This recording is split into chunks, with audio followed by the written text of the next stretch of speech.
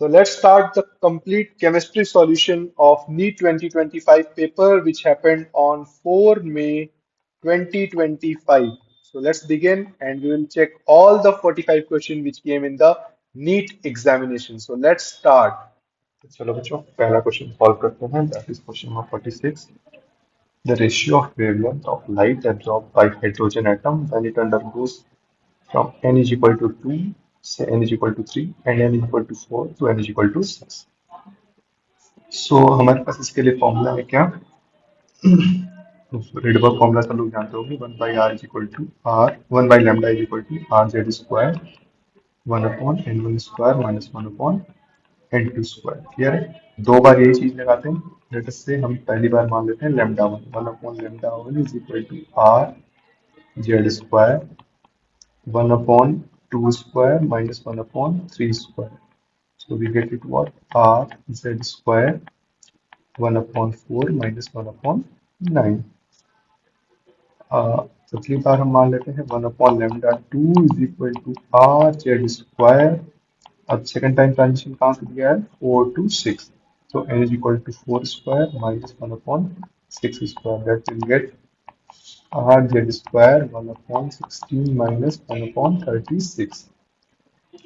बस कुछ नहीं करना है इसका रेशियो ले लेना है इसका रेशियो अगर हम लेते हैं यहाँ से तो देखो यहाँ से हमारे पास आर जेड स्क्वायर से आर जेड स्क्वायर कैंसिल हो जाएगा will get what 1 upon lambda 1 upon 1 upon lambda 2 is equal to ऊपर का एलसीएम आ जाएगा 36 एंड विल गेट 9 माइनस 4 इसी की बात करें तो यहाँ एलसीएम आ जाएगा 36 इंटू 4 36 इंटू 4 और यहाँ पे आ जाएगा तुम्हारा 9 और यहाँ पे आ जाएगा 4 क्लियर है अच्छा इसको कैसे समझना है एलसीएम कैसे ले रहे हैं 16 36 बिल्कुल अपना वही बेसिक है 4 4 9 4 4 9 9 4 जा 36 36 इंटू 4 और यहाँ पे आ जाएगा 9 माइनस 4 तो देखो यहाँ से 9 माइनस 4 से 9 माइनस 4 कैंसिल 36 से 36 cancel will get what upon 4 so what will the answer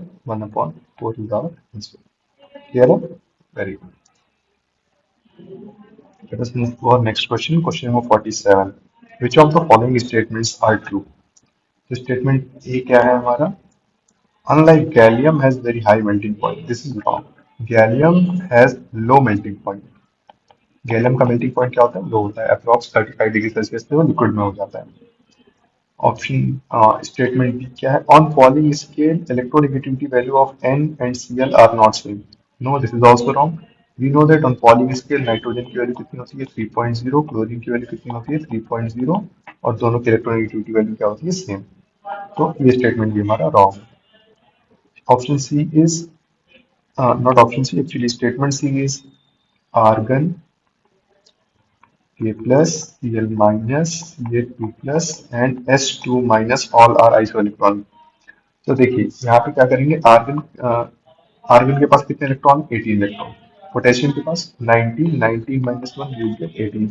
17 plus 1 18 और यहाँ पे 20 माइनस 2 18 और यहाँ पे 16 plus 2 that is 18 so all are isoelectronic so statement C is correct now move to statement D correct order of first ionization enthalpy of Na sodium magnesium aluminium silicon इनके हमें क्या बतानी है फर्स्ट आयनाइजेशन इंथैल्पी बतानी है we know left to right जाने पे ionization energy बढ़ती है बट एट स्टेबल कॉन्फ़िगरेशन यहाँ पे क्या हो जाता है चेंज हो जाता है तो हमारे पास क्या हो जाएगा यहाँ पे कॉन्फ़िगरेशन क्या है 3s1 यहाँ पे क्या है 3s2 यहाँ पे क्या है 3s2 3p1 और यहाँ पे क्या है 3s2 3p2 तो किसका सबसे ज्यादा ओके लेफ्ट टू राइट जाने पे बढ़ता है नो डाउट तो सिलिकॉन का ज्यादा देन उसके बाद मैग्नीशियम और एल्यूमिनियम में किसका ज्यादा हो जाता है हम लोग जानते हैं कि मैग्नीशियम का ज्यादा हो जाता है एल्यूमिनियम से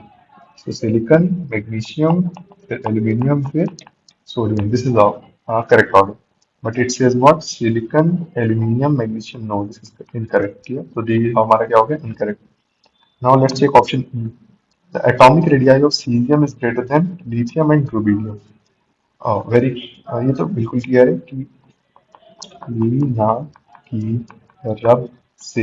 इससे top to bottom shell number increase करता है, n increases, cell number increases, and atomic radii increases. So cesium is bigger than lithium, rubidium as well as lithium. Clear है? तो ये स्टेटमेंट हमारा करेक्ट है। So option C is correct, option statement C and statement E is correct. So we get option number second. Second is the correct answer. Thank you. So let's move to the next question, question number 48। Salt analysis से हमारा एक question आया है, मतलब totally याद करने वाला point है ये।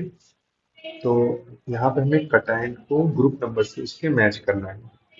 ग्रुप नंबर क्या होता है कि डिफरेंट टाइप ऑफ हम लेते हैं रिएजेंट्स और उनके साथ उनकी पीपीटी बन जाती है, तो उस हिसाब से ग्रुप्स बनाए गए हैं। 6 ग्रुप होते हैं, मतलब टोटल 7 ग्रुप होते हैं।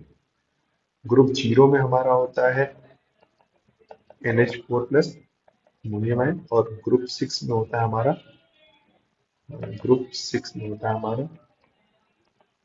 Mg2 plus. और तो देखिए ये बेसिकली पूरा याद करने वाला पॉइंट है। तो Mg2 प्लस का हो गया हमारा ग्रुप 6, एल्यूमिनियम का होता है हमारा ग्रुप 3। तो इस बेसिस पे अगर हम आंसर फाइंड करने की कोशिश करें तो डी का हो गया हमारा सेकेंड, और बी का हो गया हमारा 4। कोबाल्ट का होता है ग्रुप नंबर 4, और पीबी का होता है ग्रुप नंबर 1। ग्रुप नंबर 1 में हमारे आते हैं Ag प्लस Pb2 प्लस और Hg2 प्लस।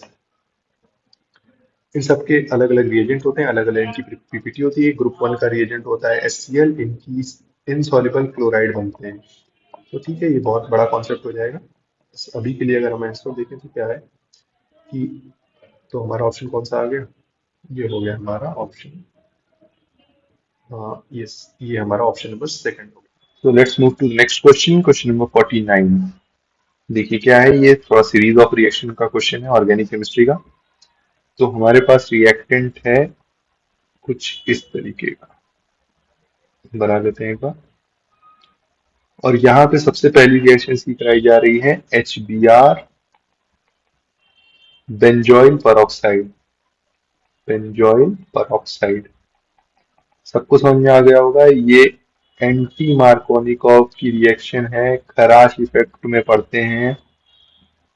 क्या बन जाएगा इसमें, ये क्वेश्चन मुझे नहीं लगता किसी का गलत होगा, सबने सही किया होगा।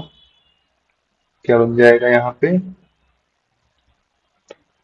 ये हमारा ऐसा, और Br हमारा आके यहाँ पे लग जाएगा Br। क्लियर है इतना? अब इसके बाद इसकी नेक्स्ट रिएक्शन किसके साथ है, KCN के साथ। KCN के साथ क्या होगा, यहाँ पे Br SN2 रिएक्शन हो जाएगी, सब्स्टिट्यूशन हो जाएगा, और क्या बन जाएगा ये यहाँ पे Cn आ जाएगा। नेक्स्ट रिएक्शन है इसकी NaHg C2H5OH, मेंडियस रिएक्शन है। साइनाइड से हम बना सकते हैं, रिडक्शन हो जाएगा यहाँ पे, और इसका क्या बन जाएगा, अमीन बन जाएगा। तो ये हो गया CH2NH2।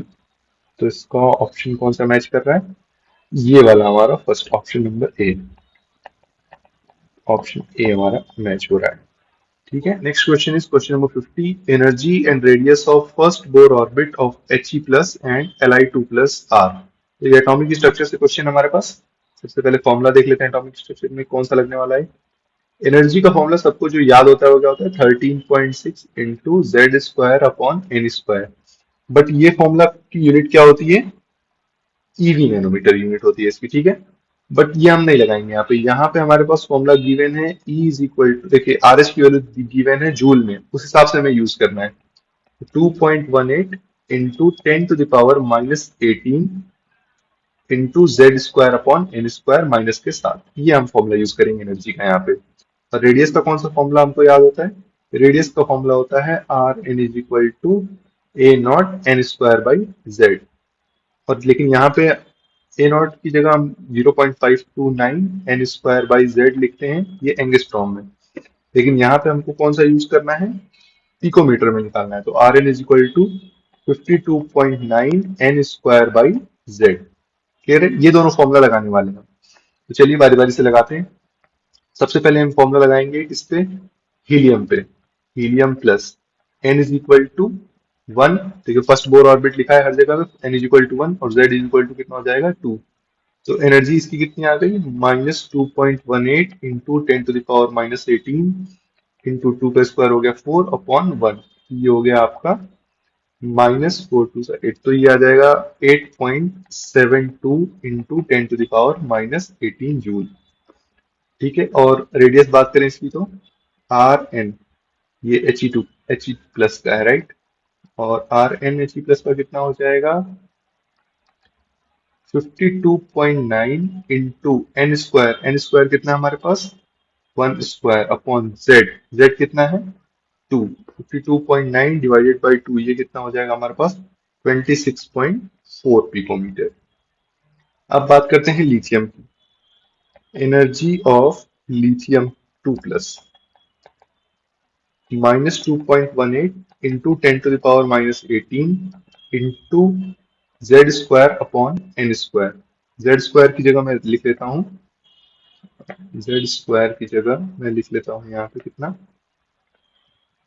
हाँ, 3 का स्क्वायर 9/1, तो ये हो जाएगा 9 2 18, अप्रोक्स 19.62, जो ऑप्शन में देख पा रहा हूँ 19.62 इंटू 10⁻−18 जूल इसकी वैल्यू आ रही है। और रेडियस कितना आ जाएगा, Li 2 प्लस का, यह आ जाएगा 52.9 इंटू एन की वैल्यू तो वन ही रखनी है, अपॉन जेड, जेड हमारे पास 3, 52.9 डिवाइडेड बाई 3 कितना हो जाएगा ये, 17.6 पिकोमीटर। तो हमारे पास क्या वैल्यू आई, लिथियम 2 प्लस को पहले रखना है, और ऑप्शन देखिए यहाँ पे लिथियम 2 प्लस पहले है और हीलियम बाद में है। तो हमारे पास जो डेटा बनेगा, जो सेट बनेगा, वो क्या बन रहा है, -19.62 इंटू 10⁻−18 जूल, फिर आना चाहिए 17.6 पिकोमीटर, फिर आना चाहिए, फिर एनर्जी है हीलियम की, तो that will be -8.72 into 10⁻−18 joule, और फिर रेडियस है हीलियम का, दैट इज 26.4 पिकोमीटर। ऐसा कौन सा ऑप्शन है, चलिए ढूंढते हैं। ये मैच कर रहा है, ये मैच कर रहा है, ये मैच कर रहा है, ये मैच कर रहा है, तो हमारे पास ऑप्शन नंबर वन आ जाता है इसका करेक्ट आंसर। ठीक है, थैंक यू। चलिए देखते हैं next question, question number 51। Which of the following are paramagnetic, coordination chemistry का क्वेश्चन है ये। पहला हमारे पास है NiCl4 2 माइनस, यहाँ पे देखेंगे तो Ni 2 प्लस में है हमारे पास, Ni किसमें है, 2 प्लस में। सो Ni 2 प्लस, Ni का कॉन्फ़िगरेशन क्या होता है, 4s2 3d8, और Ni 2 प्लस का क्या हो जाएगा, 3d8 4s0, ये हो जाएगा हमारे पास कॉन्फ़िगरेशन। अब Cl कैसा है, एक वीक फील्ड लिगेंड है। Cl कैसा है, वीक फील्ड लिगेंड है, तो अब यहाँ पे जो भी आएगा, 8 इलेक्ट्रॉन अगर हम डी ऑर्बिटल में फिल करें तो कैसा हो जाएगा, 1 2 3 4 5 6 7 8, ये दो अनपेयर्ड इलेक्ट्रॉन है। दो अनपेयर्ड इलेक्ट्रॉन है, मतलब ये कैसा है, पैरामैग्नेटिक है। चलिए नेक्स्ट देखते हैं सेकंड, NiCO4। अब NiCO4 में Ni किस में है, जीरो ऑक्सीडेशन स्टेट में, तो जीरो ऑक्सीडेशन स्टेट में Ni कैसा होता है, 4s2 3d8 में रहता है। अब चूंकि CO हमारा एक स्ट्रॉन्ग फील्ड लिगेंड है, तो ये क्या करेगा, जो 4s2 के इलेक्ट्रॉन है, 1 2 3 4 5 6 7 8, और ये यहाँ पे, ये दो इलेक्ट्रॉन को अंदर पेयरिंग करा देगा यहाँ पे ऐसे। तो हमारे पास क्या कॉन्फ़िगरेशन हो जाएगा, 3d10 और 4s0 हो जाएगा, तो यहाँ पे जीरो अनपेयर्ड इलेक्ट्रॉन है, ये कैसा हो जाएगा, डायमैग्नेटिक हो जाएगा। नेक्स्ट देखते हैं सी। सी क्या है हमारे पास, NiCN4 2 नेगेटिव, यहाँ पे भी क्या है, Ni 2 प्लस में है, Ni 2 प्लस में है, तो क्या हो जाएगा ये, 3d8 4s0, 3d8 4s0 हमारे पास हो जाएगा यहाँ पे। अब यहाँ पे हम देखें तो ये एक स्ट्रॉन्ग फील्ड लिगेंड है, CN कैसा है, एक स्ट्रॉन्ग फील्ड लिगेंड है, तो ये क्या करेगा, सबकी पेयरिंग करा देगा, ये 1 2 3 4 5 6 7 8 ऐसा हो जाएगा ये, तो ये कैसा नेचर हो जाएगा इसका, डायामैग्नेटिक नेचर हो जाएगा। चलिए चेक करते हैं डी। डी अगर हम चेक करें तो डी है हमारे पास NiH2O6 2 प्लस। तो Ni2 प्लस में हमारे पास यहाँ पे Ni2 प्लस में हमारे पास है तो ये हो जाएगा 4s0 और 3d8।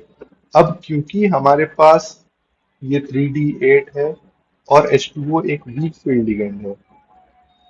H2O कैसा है? वीक फील्ड लिगेंड है। वीक फील्ड लिगेंड होने के कारण यहाँ पे कोई पेयरिंग नहीं होगी और ये वीक फील्ड लिगेंड ऐसे ही रहेगा, मतलब 8 इलेक्ट्रॉन अगर आप देखना चाहें तो ऐसा रहेगा। 1 2 3 4 5 6 7 8 ऐसे रहेंगे 8 इलेक्ट्रॉन। और ये कैसा हो जाएगा? दो अनपेयर्ड इलेक्ट्रॉन के साथ ये हो जाएगा paramagnetic. Now last one, NiPPS3 triphenyl phosphine. ये एक न्यूट्रल लिगेंड है, NiPPH3 4, राइट। हाँ, ये एक न्यूट्रल लिगेंड है। न्यूट्रल लिगेंड है तो Ni 0 में रहेगा। Ni 0 में रहेगा, इसका मतलब है 4s2 3d8। और ये बिल्कुल जैसे ये केस है ना, ये कार्बोनिल वाला, सेम उसी तरीके से यहाँ पे हो जाएगा। 1 2 3 4 1 2 3 4 5 6 7 8। ये 4s2 4s3d 4s के जो दो इलेक्ट्रॉन हैं ये अंदर आ जाएंगे और इनकी पेयरिंग हो जाएगी। तो अब यहाँ पे कोई भी अनपेयर्ड इलेक्ट्रॉन नहीं बचेगा, ये हो जाएगा 3d10 4s0 and it will become diamagnetic. तो हमारे पास पैरामैग्नेटिक कौन कौन से बचे? पैरामैग्नेटिक बचा हमारे पास NiCl4 और हमारे पास पैरामैग्नेटिक बचा NiH2O6। सो ये ए एंड डी का कौन सा ऑप्शन है? Option number 3। Very good. चलिए नेक्स्ट क्वेश्चन देखते हैं। Question number 52। स्टेटमेंट 1 है like nitrogen that can form ammonia, ammonia means NH3, arsenic can also form arsine. बिल्कुल सही, AsH3 हमारे पास बनता है। सो statement 1 is correct. Statement 2 said antimony cannot form antimony pentoxide, means Sb2O5 does not exist। तो देखिए, due to inert pair effect down the group जाने पे +3 ऑक्सीडेशन स्टेट की स्टेबिलिटी बढ़ती है। सो Sb2O5 एग्जिस्ट नहीं करता है। But let me tell you one thing कि Sb2O5 एनहाइड्रस फॉर्म में कभी एग्जिस्ट नहीं करता। Anhydrous never. But Sb2O5 hydrated state में, we say that hydrated state में it can exist। so question थोड़ा सा और क्लियर होना चाहिए था कि यहाँ पे antimony pentoxide anhydrous never exist. तो चलिए अभी मान लेते हैं कि this statement is also correct. So statement 1 is also correct, statement 2 is also correct. There is the option number 1। हाँ, 1 ही तो है। Option number 1, statement 1, statement 2 both are correct. Question number 53 हमारे पास अगला क्वेश्चन है, which among the following electronic configuration belong to main group element. तो सबसे पहली बात बच्चों ये समझिए मेन ग्रुप एलिमेंट क्या होते हैं। मेन ग्रुप एलिमेंट हम बोलते हैं एस एंड पी को। इसी को रिप्रेजेंटेटिव एलिमेंट्स भी बोलते हैं, इसी को मेन ग्रुप एलिमेंट्स भी बोलते हैं। ठीक है, हो सकता है आपको ये वर्ड, ये टर्मिनोलॉजी ना पता हो, दैट्स व्हाई क्वेश्चन गलत हो गया। बट अब से ध्यान रखिए कि मेन ग्रुप एलिमेंट मतलब एस एंड पी ब्लॉक के एलिमेंट्स। सो अब यहाँ पे क्वेश्चन बहुत इजी हो जाएगा। पहला देखें, नियॉन 3s1। अच्छा, एस और पी ब्लॉक के होने के लिए क्या जरूरी है? अगर एस ब्लॉक का है तो last electron should go in S, अगर पी ब्लॉक का एलिमेंट है तो last electron should go in P. Neon 3s1 बिल्कुल ये एस ब्लॉक का है फॉर श्योर। बी देखें, आर्गन 4 3d3 4s2। तो यहाँ पे दिख रहा है कि ये किस ब्लॉक का है? डी ब्लॉक का है, ये हमारा ऑप्शन में नहीं होगा चाहिए। थर्ड देखें, क्रिप्टॉन 4d10 5s2 5p5। तो देखिए एस भर चुका है, डी भर चुका है, अब ये पी में गया है। जो लास्ट इलेक्ट्रॉन है वो कहाँ है? 5p5 में। It means 5p5, it means ये लास्ट इलेक्ट्रॉन 5p5 में है। इट मींस ये किस ग्रुप का है, किस ब्लॉक का है? पी ब्लॉक का है। D is argon 3d10 4s1। अब देखिए यहाँ पे 4s1 3d10 है। इट मींस कि लास्ट इलेक्ट्रॉन इसका कहाँ पे गया होगा? 3d10 में गया होगा। 3d10 जो है वो लास्ट इलेक्ट्रॉन है यहाँ पे। तो इट मींस ये किस ब्लॉक का है? डी ब्लॉक का है। ये हमारे ऑप्शन में नहीं होना चाहिए।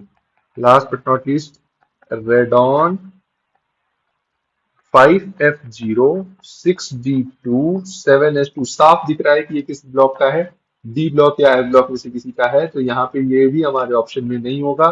तो हमारे ऑप्शन में होगा ए एंड हमारे ऑप्शन में होगा सी। सो ए एंड सी ओनली। कौन सा ऑप्शन दिख रहा है? Option number 2। ठीक है, sorry, A and C only. Clear है? चलिए let's move to next question. Next question है question number 54, mole concept chapter से क्वेश्चन है ये। क्लास 10th में भी आप लोगों ने पढ़ा होगा। Dalton atomic theory. Dalton atomic theory क्या? Law of conservation of mass Dalton atomic theory explain करती है। बिल्कुल, ये इजी क्वेश्चन में काउंट किया जाएगा वैसे ये question. Law of constant proportion also count in Dalton atomic theory. Law of multiple proportion also given by Dalton. जो नहीं दिया गया था वो लॉ ऑफ गैसियस वॉल्यूम, ये दिया गया था गे लुसैक्स द्वारा। ये भी पता होना चाहिए, ये लुसैक्स लॉ ऑफ गैसियस वॉल्यूम इसको बोलते हैं। ठीक है, तो कुड नॉट पूछा है यहाँ पे, तो लॉ ऑफ गैसियस वॉल्यूम हमारा ऑप्शन हो गया, ऑप्शन नंबर 4। ठीक है, let's move to next question. अगला क्वेश्चन है क्वेश्चन नंबर 55। 55 ये क्वेश्चन रेडॉक्स चैप्टर से है। ऑक्सीडेशन नंबर निकालने का क्वेश्चन है ये। KO2, के का हमें ऑक्सीडेशन नंबर निकालना है। देखिए यहाँ पे के प्लस और O2 माइनस, ऐसा है, ये सुपर ऑक्साइड फॉर्म में है। के प्लस और O2 माइनस की ऑक्साइड है, तो यहाँ पे इसका ऑक्सीजन नंबर कितना हो गया? +1। अगला है हमारे पास H2O2। सब लोग जानते होंगे कैसा स्ट्रक्चर होता है, HOOH, open book like structure होती है इसकी। यहाँ पे देखेंगे ये वाला बॉन्ड ब्रेक किया, कोई नहीं, यहाँ पे बॉन्ड ब्रेक किया तो इसके ऊपर क्या आ गया? -1। ऑक्सीजन की हमें निकालनी है। इस वाले ऑक्सीजन पे भी क्या आ गया? -1। तो ऑक्सीजन का ऑक्सीडेशन स्टेट कितना है यहाँ पे? -1 है। नेक्स्ट देखते हैं H2SO4, सल्फर का स्ट्रक्चर देख लेते हैं।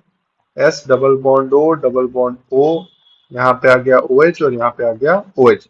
ये बॉन्ड ब्रेक किया +2, ये बॉन्ड ब्रेक किया +2, ये बॉन्ड ब्रेक किया +1 और यहाँ पे आ गया +1। टोटल जो सल्फर की ऑक्सीजन स्टेट निकल के आ रही है वो कितनी आ रही है? +6। तो हमारे पास क्या हो गया? +1, -1 एंड +6। कौन सा ऑप्शन दिख रहा है? +1, -1 एंड +6, ऑप्शन नंबर 1। चलिए नेक्स्ट क्वेश्चन है हमारे पास क्वेश्चन नंबर 56। केमिकल काइनेटिक्स से क्वेश्चन है ये। If half life of first order reaction, देखिए कहते हैं फर्स्ट ऑर्डर रिएक्शन बहुत इंपॉर्टेंट है। तो यहाँ पे देखिए क्वेश्चन है, T half for first order. T half का फॉर्मूला क्या होता है? कोई T half is equal to 0.69 upon K. 0.69 upon K. यहाँ पे दिया T half is equal to 1 minute, so 1 is equal to 0.69 upon K यहाँ पे आ जाएगा हमारे पास 0.69। ध्यान रखिएगा, बताया जाता है कि 0.69 को हमेशा लिख लेना चाहिए 2.3 इंटू 0.3 या फिर 2.3 इंटू log 2 के फॉर्म में। अब आगे देखते हैं आगे क्वेश्चन क्या पूछता है। Time required for 99.9% completion is closest to. तो T is equal to 2.3 upon K log A0/AT। ये हमारा एक्चुअल फॉर्मूला होता है जो इंटीग्रेटेड रेट लॉ आता है हमारे पास फर्स्ट ऑर्डर रिएक्शन का। अब यहाँ पे फॉर्मूले में वैल्यूज पुट करते हैं। टी हमें पता करना है 2.3 अपॉन के की वैल्यू कितनी है? 2.3 into 0.3 into log A not तो उतना ही रहेगा 80। 99.9% खत्म हो गया है। 99.9% खत्म हो गया है। कितना बचा है? 0.1% बचा है। कितना बचा है? 0.1%। 0.1% मतलब 0.001 ए नॉट बचा है हमारे पास। तो 0.001 ए नॉट। तो ये यहाँ से A not cancel, that will get 2.3 से 2.3 cancel. T is equal to 1 upon 0.3 into log, ये हो जाएगा 10 टू दावर -3 नीचे है और ये ऊपर आ जाएगा और ये हो जाएगा 10⁻3। क्लियर? अब इसको हम सॉल्व करें तो ये हो जाएगा 3 अपॉन 0.3 इंटू लॉग 10। ये आ जाएगा हमारे पास 10।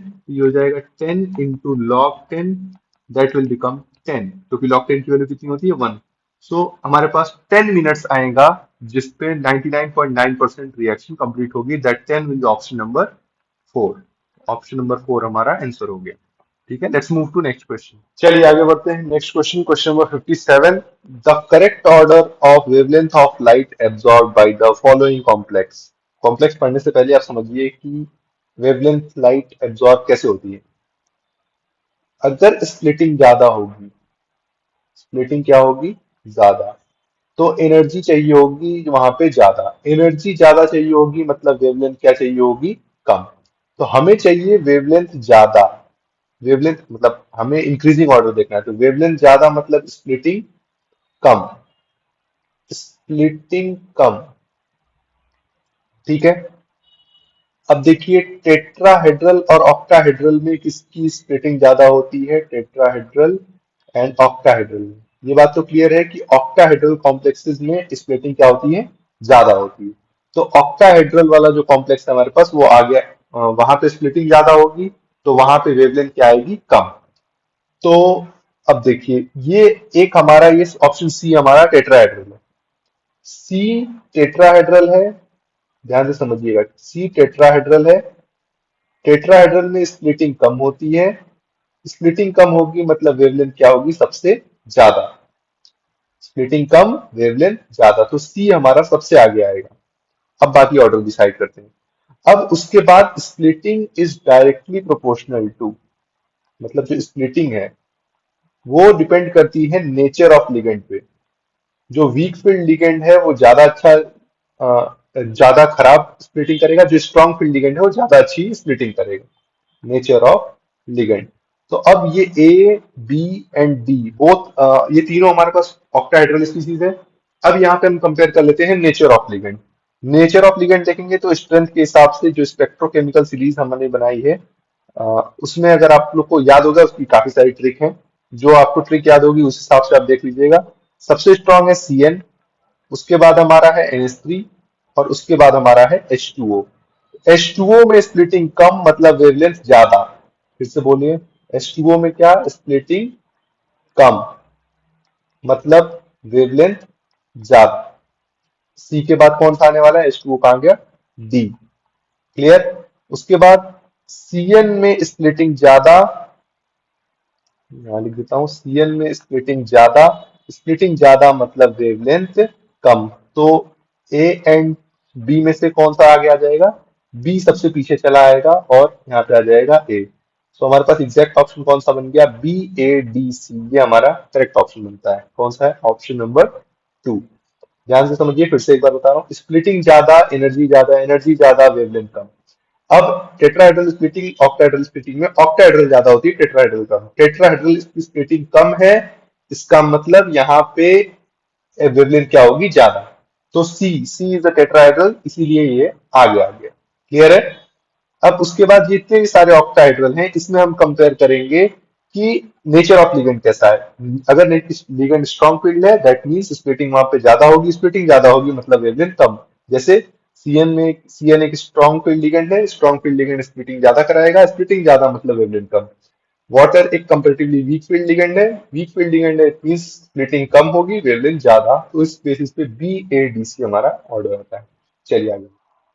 Next question, question number 58, which of the following compound can exist as cis trans isomer. और मुझे जहां तक लगता है सबने सही किया होगा, बस एक बार आपको स्ट्रक्चर बनाई थी और पता होना चाहिए सिस ट्रांस आइसोमर क्या होता है। सबसे पहले स्ट्रक्चर बनाते हैं।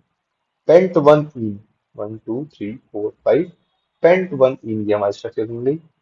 2 मिथाइल हेक्स 2 इन, 2 मिथाइल हेक्स 2 इन मीन्स ये कुछ ऐसी स्ट्रक्चर आ रही है हमारे पास इसकी। थर्ड स्ट्रक्चर हम देखें, थर्ड स्ट्रक्चर अगर हम देखें तो क्या, 1,1 डाई मिथाइल साइक्लोप्रोपेन, ये आ गया साइक्लोप्रोपेन, और 1,1 पे डाई मिथाइल लगा दिया। और लास्ट हमारे पास है 1,2 डाई मिथाइल साइक्लोहेक्सेन, साइक्लोहेक्सेन बना लिया, और 1,2 पे हमने मिथाइल लगा दिया, क्लियर है। अब समझिए सिस ट्रांस आइसोमर होने के लिए जरूरी क्या है। सिस ट्रांस एक जीआई है, जीआई होने के लिए जरूरी क्या है, दो चीजें जरूरी हैं। पहला है restricted rotation.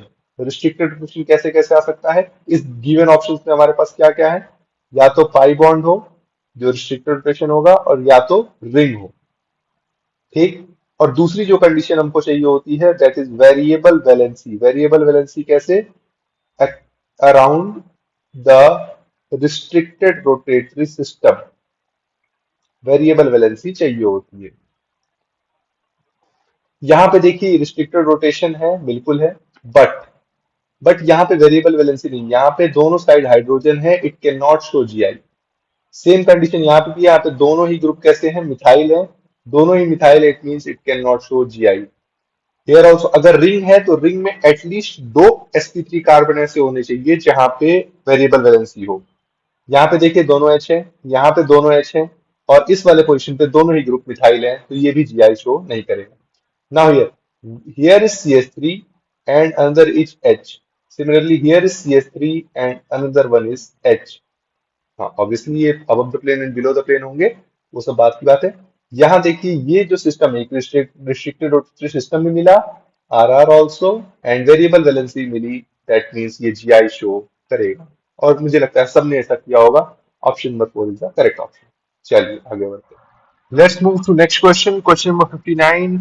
Phosphoric acid ionizes in three steps with their ionization constant value K1, K2 and Ka3. Let us write here first H3PO4. First कैसे टूटता है ये? H plus and H2PO4 minus. इसकी वैल्यू कितनी है? Ka1. Next is H2PO4 minus, it will break into again H plus and HPO4 2 minus, it is Ka2. Next is HPO4 2 minus, it will break into H plus and finally PO4 3 minus, it will become Ka3. इन तीनों रिएक्शनों को अगर हम add करें, we will get H3PO4 breaks into 3H plus PO4 3 minus, और इसको हम लोग बोलते हैं K, मतलब इस एसिड का कंप्लीट K वैल्यू। सो देखिए यहाँ पे हमने इक्वेशन 1, 2 और 3 को ऐड किया है। सो 1 प्लस 2 प्लस 3 किया हमने, तो यहाँ पे जो K वैल्यू होगी ये क्या हो जाएगी, Ka1 into Ka2 into Ka3 value हो जाएगी। अब इसके बाद हम चलते हैं ऑप्शन नंबर ए पे। ऑप्शन नंबर ए कहता है दोनों साइड आप लॉग लॉग ले लीजिए, मतलब statement number A, sorry, this दोनों साइड लॉग ले लें तो will be get log K A is equal to log K A one into K two into K three, और लॉग ए इंटू बी क्या हो जाता है, log A plus log B. So will get log K A one plus log K A two plus log K A three. सो ये बिल्कुल सही, पहला statement हमारे पास बिल्कुल सही निकल के आ रहा है। Next is H3PO4 is stronger acid than H2PO4 and H2PO4 2 minus HPO4 2 minus।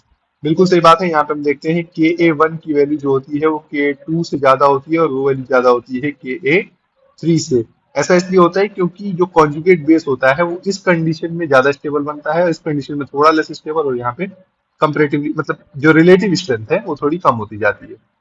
So we can say that कि ये स्टेटमेंट भी बिल्कुल सही है। H3PO4 स्ट्रॉन्ग एसिड होता है, ये वाली वैल्यू बड़ी होगी as compare to this value and this value. So अगला स्टेटमेंट भी सेम कह रहा है कि K1 is greater than K2 and K3। So statement A is correct, statement B is correct, statement C is correct. Now statement D, statement D का ऐसा कोई हमारे पास रीजन नहीं है कि हम इसको सही कह सकें कि K1 is equal to K2 plus K3 divide by 2, ऐसा कुछ भी नहीं है, हम नहीं कह सकते किसी बेसिस पे। हो सकता है कि डेटा मैच हो जाए, बट हमारे पास ऐसा कहने का कोई भी रीजन नहीं है। So this is according to us wrong statement. So A B and C are correct. So will get option number 4, A B C are correct. Option number 4 is our correct answer. Clear? Let's move. Next question है question number 60. Which of the following does not give benzene as a product? तो पहला option हमारे पास है, option ही check करना है यहाँ पे। PHC double bond O minus Na plus, soda lime D carboxylation यहाँ पे लिखा भी हुआ है सोडा लाइम। सो सोडा लाइम डी कार्बोक्सिलेशन से यहाँ पे क्या बन जाएगा हमारे पास, बेंजीन बन जाएगा। ठीक है। ऑप्शन सेकंड हमारे पास है N hexane.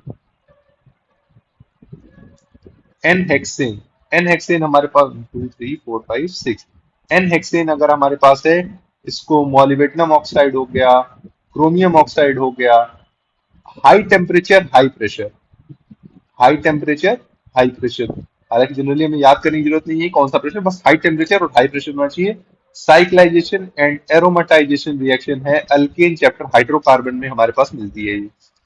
Next is option number 3, H C, पर बहुत ही फेवरेट रिएक्शन होती है सबकी ये, H C H, C H, red hot copper tube. Red hot copper tube ले लो या फिर रेड हॉट आयरन ट्यूब ले लो। हाई टेम्परेचर लगभग 500 डिग्री सेल्सियस का टेम्परेचर रख लो यहाँ पे, 500 से 600 डिग्री सेल्सियस का। और यहाँ पे क्या हो जाएगा हमारे पास, बेंजीन बन जाएगा। क्लियर है, क्या बन जाएगा यहाँ पे, बेंजीन बन जाएगा। Next is option number 4, that is diazonium. Diazonium that is N triple bond N, और यहाँ पे आ गया प्लस। यहाँ पे अगर हम ले लें क्या, एक्चुअली यहाँ पे Cl माइनस, ये डाइजोनियम क्लोराइड है, H2O वॉर। देखिए ये जो डाइजोनियम है ये स्टेबल होता है बहुत ही लो टेम्परेचर पे, stable at 0 to 5 degree Celsius हम लोग बोलते हैं, stable at 0 to 5 degree Celsius. But यहाँ पे वार्म लिखा हुआ है, साथ में H2O भी लिखा हुआ है, तो ये किस में कन्वर्ट हो जाएगा, फेनॉल में कन्वर्ट हो जाएगा। ठीक है, तो कहाँ पे हमें बेंजीन नहीं मिला, ऑप्शन ए में मिल रहा है, बी में मिल रहा है, सी में मिल रहा है, डी में हमें फेनॉल मिल रहा है, तो डी हमारा करेक्ट ऑप्शन यहाँ पे निकल के आ रहा है, मतलब option number 4 is our correct option. Okay, so let's move to next question, question number 68. If the molar conductivity of 0.05 mole per liter solution of monobasic weak acid, ध्यान रखेंगे monobasic weak acid, we have what, monobasic weak acid, let us suppose Ha is the acid जो टूटेगा किसमें, H plus and A minus में, यहाँ पे ऐसा है, is 90 Simon centimeter square mole inverse, which means it is given that lambda m is 90 Simon centimeter square mole inverse, and हमसे पूछा है degree of dissociation alpha is equal to what. अच्छा यहाँ पे एक और चीज दी हुई है क्या, लेमडा इनफाइनाइट।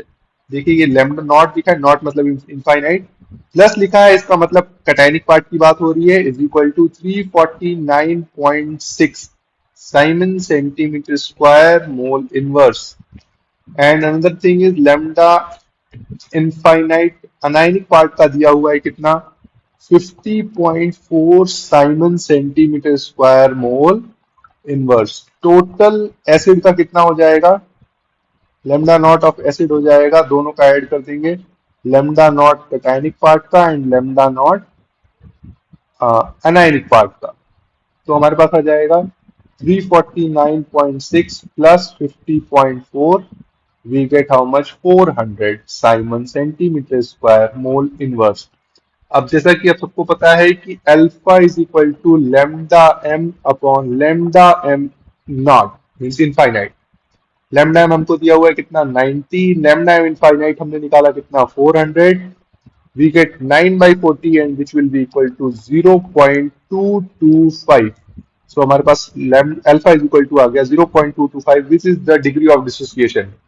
सो ऑप्शन नंबर 3 हमारा यहाँ से करेक्ट हो गया। क्लियर है, now this is our next question, question number 62। Hypothetical diatomic molecule with bond order 0 is quite stable. नहीं, ये बिल्कुल गलत बात है। MOT theory, refer to MOT theory, molecular orbital theory. इसमें हम बोलते हैं क्या कि अगर बॉन्ड ऑर्डर 0 है, bond order is equal to 0, that means molecule will not exist, molecule does not exist. Clear? So here we have option statement number 1 that says bond order 0 is quite stable. That is very wrong. Now let's move to second statement. Statement second says as bond order increases, the bond length increases. No, bond length is inversely proportional to bond order. Bond length is inversely proportional to bond order. Bond order बढ़ेगा, bond length decrease होगा. That means statement 2 is also wrong. So we get option number second. Both statement 1 and 2 are false. Option number second. So clear? Let's move to next question. This is our next question. Question number 63. Out of following complexes, which of the following will have minimum conductance in solution? हर जगह देखने को मिलता है। Question number 63 is a wrong question, it's gonna be your bonus. क्यों? देखिए हमने पढ़ा है कौन सी, वर्नर थ्योरी। वर्नर थ्योरी से जो प्राइमरी वैलेंसी होती है that is ionisable. So option number one अगर हम देखें, if we see option number one, it will have only, okay, zero ions. Option number two, it will also have zero ions. Option number three will have four ions, three Cl minus and one complex. So it will have four ions. Option number four will have two ions, that is one Cl minus and one complex. So maximum conductivity will be of 3, then of 4, and 1 and 2 will be equal, and that will be minimum. So minimum conductance will be shown by 1 and 2. This option both 1 and 2, and it's surely gonna be bonus. Let's wait for NTA answer key, and we'll definitely get bonus for this question. So clear? Let's move to next. Question number 64 is our next question, which says match the correct list 1 and list 2. So let's find hybridization, and for hybridization we'll skip the lone pair and we'll get the shape.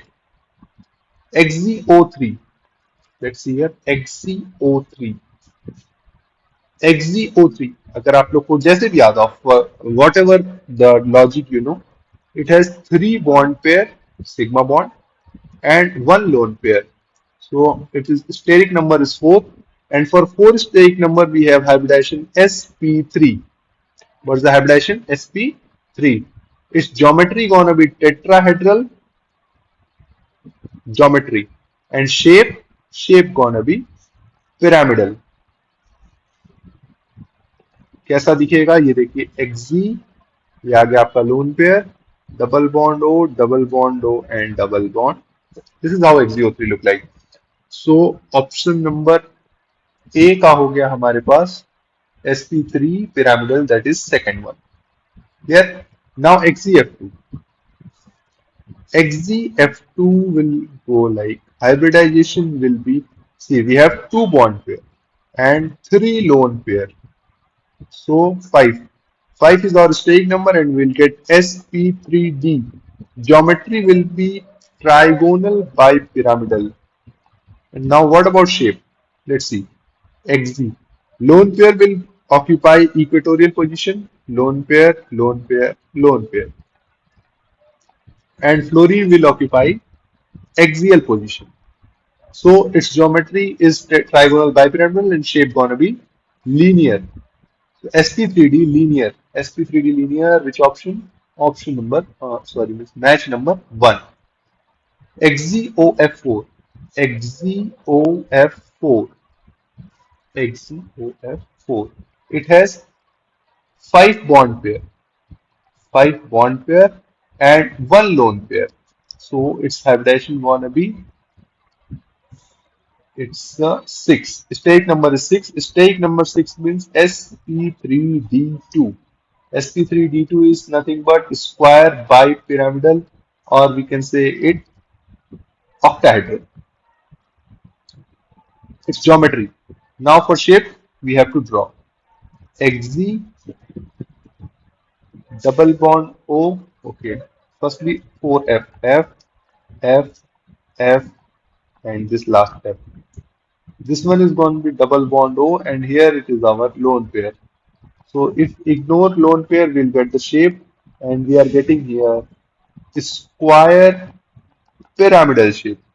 Square pyramidal. So we are getting sp3d2 hybridization and square pyramidal shape. So option C का क्या हो जाएगा match, sp3d2, that is 4, and remaining XZF6, that's going to be sp3d3 distorted octahedral, so it will be 3. Now we have to find which is the correct match. A2, A2, this and this. B1 both still. C4 is this one. Option number A is our correct answer. So we get option number A. What's the correct match? Let's do once.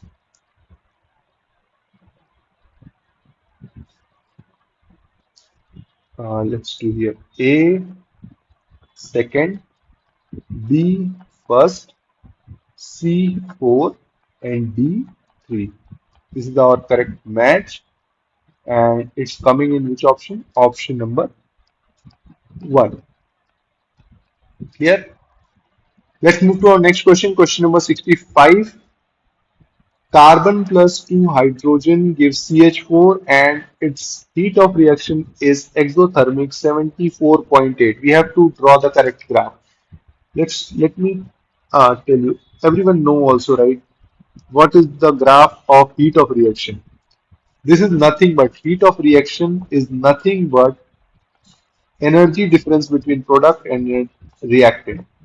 Now, since this is exothermic, means product energy will be less than reactant energy. So it will become negative, right? So this is reactant R.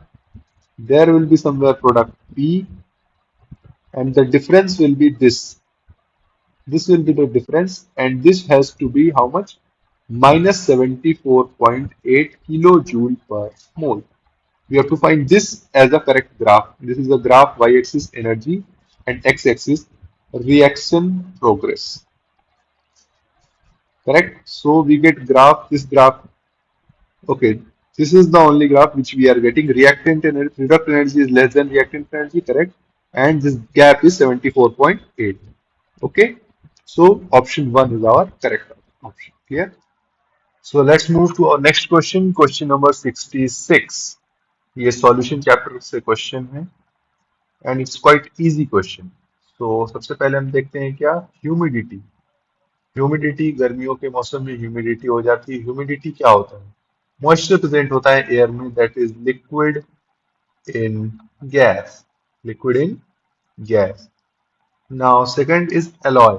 Alloy क्या होता है? Alloy हमने बहुत सारे देखे हैं, जैसे आप देखते होंगे स्टील हो गया और गन मेटल हो गया, बेल मेटल हो गया. तो ये सब हमारे एक तरीके के क्या है? Alloy. Alloy is nothing but solid in solid. Metal metal का एलॉय बनता है. C is amalgam. Amalgam is a special case of alloy where mercury is one of the element and mercury is liquid in nature. So it is liquid in solid. Clear? Now we have last smoke. Smoke देखते हो आप लोग. Small dust particle, small solid dust particle mix in air. So that is solid in gas. तो चलिए verify करते हैं. Humidity is liquid in gas. A का second. Alloy is solid in solid, B का first. Amalgam is liquid in solid, that is third. And smoke is solid in gas, that is fourth. So A का second we have only one option. B का first, C का fourth, and D का three. This is the correct option. Clear? So we get option number second. Okay. Question number 67. The correct order of decreasing basic strength of the given amines. GOC का question है, basic strength का, और बहुत ही अच्छा question है. तो हम देख लेते हैं पहले हमारे पास क्या क्या गिवन है. एक है हमारे पास N methyl aniline. N methyl aniline सबको ड्रॉ कर लेंगे एक बार, ठीक है. तो ये हमारे पास हो गया एनिलीन, और यहाँ पे हमने लगा दिया methyl, N methyl aniline. Now second is benzenamine. Benzenamine, that is nothing but aniline only. So this is benzenamine. Third is ethanamine. Ethanamine. Ethanamine will be C2H5NH2. And last is N-ethyl. N-ethyl ethanamine. N-ethyl ethanamine, that is C2H5NH C2H5. Clear. तो अब हमें यहाँ पे compare करना है basic strength. First of all understand one thing. Localised lone pair की basic strength अगर localised है तो उसकी बेसिक स्ट्रेंथ ज्यादा होती है डीलोकलाइज से. So here it is delocalized. Here it is delocalized. here it is localized and here it is localized. So अब इन दोनों में मतलब ethanamine and N ethyl ethanamine में यहाँ पे दो प्लस आई ग्रुप है, प्लस आई प्लस आई, और यहाँ पे क्या है, सिंगल प्लस आई है। तो 2 degree is more than 1 degree. So we get first is N ethyl ethanamine सबसे ज्यादा होगा हमारा, एन इथाइल इथेनामाइन सबसे ज्यादा होगा। फिर उसके बाद कौन सा होगा हमारे पास, इथेनामाइन। ये सबको समझ में आ रहा है क्यों हो रहा है ऐसा? बिकॉज यहाँ पे ज्यादा डोनेटिंग ग्रुप है, तो ये डोनेटिंग ग्रुप प्लस ग्रुप ज्यादा है, इस वजह से सबसे ज्यादा होगा। एंड ये दोनों ही ज्यादा है क्योंकि ये दोनों लोकलाइज्ड लोन पेयर है। Now here is also delocalised, here is also delocalised. इन दोनों में ये एक डोनेटिंग ग्रुप लगा हुआ है, प्लस आई ग्रुप लगा हुआ है, इट मींस ये इसकी बेसिक स्ट्रेंथ को बढ़ा रहा होगा।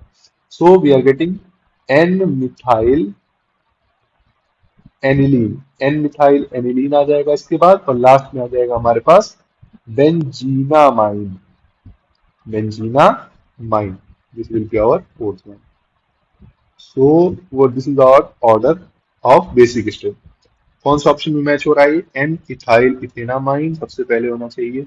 सो here here then ethanamine, here both side, and methyl aniline. So option number C is the correct option. Option number 3 is the correct option. Third is the correct option. Clear? Now question number 68. This is quite easy question. Among the following, choose the one with equal number of atoms. Equal number of atoms. हम सारे में एक बार match कर लेते हैं। Clear? A 212 gram Na2CO3, moles बता देंगे कितने हो जाएंगे। N is equal to W by M, मतलब given mass upon molar mass. Given mass है 212, मोलर मास है 106, दैट विल बिकम 2 मोल्स। कितने एटम है इधर? काउंट कर लेंगे, 3 प्लस 1 4 और 4 2 6, 6 एटम्स है यहाँ पे। तो एटम्स कितने हो जाएंगे इसमें? 6 into 2 that is 12 moles. Clearly? अब हम बी क्वेश्चन को चेक करेंगे। ए हो गया हमारा 12, बी को चेक करेंगे। 248 ग्राम Na2O sodium oxide, molar mass, अच्छा मोल्स कितने हो जाएंगे? गिवन मास अपॉन मोलर मास। अगेन गिवन मास है 248, मोलर मास है हमारे पास गिवन 62, 62 पे हो जाएगा ये 4 मोल्स। और इस एक Na2O में कितने मोल्स हैं, कितने एटम्स हैं? 3 एटम्स है। तो टोटल एटम कितने हो जाएंगे हमारे पास? 4 into 3 that is 12 moles atom. Now let's check C. Here also we are getting 12. Now C. 240 gram NaOH. Moles कितने हो गए जल्दी से? 240 डिवाइडेड बाई मोलर मास इसका 40. So here we are getting 6. और यहाँ पे कितने एटम्स हैं? तीन एटम्स है यहाँ पे, एक सोडियम, एक ऑक्सीजन और एक हाइड्रोजन। 3 एटम्स है यहाँ पे। क्लियर? तो टोटल एटम्स कितने हो गए इसमें? 6 into 3 that is 18 moles atoms हो गए। Now let's check B. B is we have what? 12 gram hydrogen, 12 gram H2, moles कितने हो जाएंगे? 12 डिवाइडेड बाई 2, मोलर मास कितना होता है हाइड्रोजन का? 2, गिवन भी 2 है, ठीक। That will become 6 moles. और एक हाइड्रोजन में कितने एटम है? 2 एटम है। सो यहाँ पे एटम्स कितने हो जाएंगे? You will get 6 into 2 that is 12 mole atom हो जाएंगे। नाउ ऑप्शन ई वाला चेक करते हैं। 220 ग्राम CO2। क्लियर? 220 ग्राम CO2 में मोल्स कितने हो जाएंगे? 220 upon 44 given mass upon molar mass. So here we will get 20 divided by 4, 5 moles. और एक CO2 में एटम कितने हैं? 2 ऑक्सीजन, एक carbon, that is 3 mole atom, 3 atoms हैं। सो टोटल एटम्स कितने हो जाएंगे यहाँ पे? 5 3 is the 15 mole atom. Clear? तो हमारे पास क्या आया? ए का 12, बी का 12, सी का हमारे पास आया 18, डी का हमारे पास आया 12 और ई का हमारे पास आया 15। तो अब जल्दी से हम चेक कर लेते हैं कि इक्वल नंबर ऑफ एटम्स कहाँ कहाँ पे है। ए में है, बी में है और डी में है। ए बी डी ऑप्शन कहाँ पे है हमारे पास? Option number second. A comma B comma D have atoms is equal to 12 moles. Clear है? तो ऑप्शन कौन सा हो गया हमारे पास? Option number second. Clear? Now let's move to next. Now we have question number 69। ये हमारा बायोमोलिक्यूल से क्वेश्चन है और आप लोग तो बायोलॉजी के स्टूडेंट हैं, तो डेफिनेटली आपको ये क्वेश्चन बहुत ही आराम से आ गया होगा। So here we have vitamins and we have to match with deficiency disease. B12, B12 vitamin आप लोग जानते होंगे, इससे एनीमिया होता है। That is very common in old age womens, not old age womens में ज्यादा कॉमन होता है B12 का अमोनिया।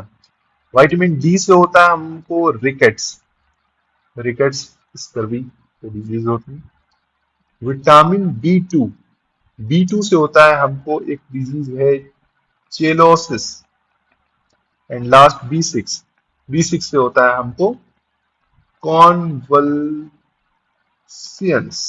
कन्वल्सियंस। ठीक है, हालांकि आप लोग को ज्यादा अच्छे से याद होगा, ये टोटल मेमोरी बेस्ड क्वेश्चन है, इसको आप लोग को रटना ही है। अगर आपकी ट्रिक है दैट इज ऑल्सो समथिंग जो आपने रटा है, तो you have to find this way. तो इसका हो गया एनीमिया, ए का 4, बी का हो गया हमारे पास 3, बी टू का हो गया हमारे पास चिलोसिस एंड बी6 का हो गया हमारे पास कन्वल्शंस। सो कौन सा ऑप्शन है हमारे पास? ए का 4, बी का 3, सी का फर्स्ट एंड डी का सेकंड। तो ये हो गया हमको ऑप्शन नंबर सेकंड में मिल रहा है, ऑप्शन नंबर सेकंड में हमको ये मिल रहा है। क्लियर है? Okay, now this is question number 70 और ये है the correct order of decreasing acidity of following aliphatic acid. सबसे पहले हम ड्रॉ कर लेते हैं क्या क्या दिया हुआ है। C COOH CH3 CH3 CH3 CH3 CH3 CH3। Second is CH COOH, यहाँ CH3 और यहाँ CH3। Third is CH3 COOH acetic acid and last one is formic acid HCOOH। अब हमें पता है कि एसिडिक स्ट्रेंथ मतलब जितना अच्छा एसिडिक स्ट्रेंथ होगा, यहाँ पे जितने अच्छे इलेक्ट्रॉन विड्रॉइंग ग्रुप होंगे उतना अच्छा एसिडिक स्ट्रेंथ रहेगा, and inversely proportional to electron donating group. अब all these methyls are plus I, ये भी कैसा ग्रुप है? Plus I. ये भी कैसा है? Plus I. This is also plus I. Here we have 2 plus I, plus I plus I.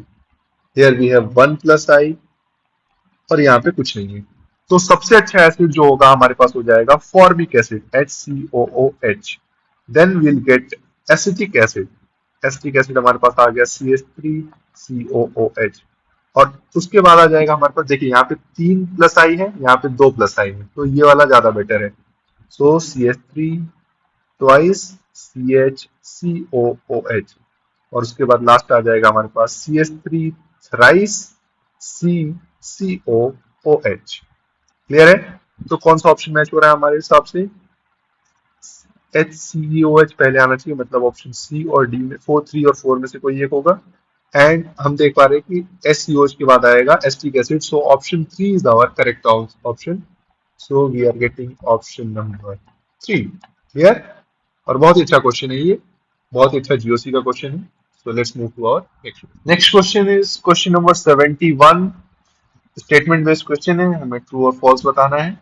Statement 1 is ferromagnetism is considered as extreme form of paramagnetism and that is very true।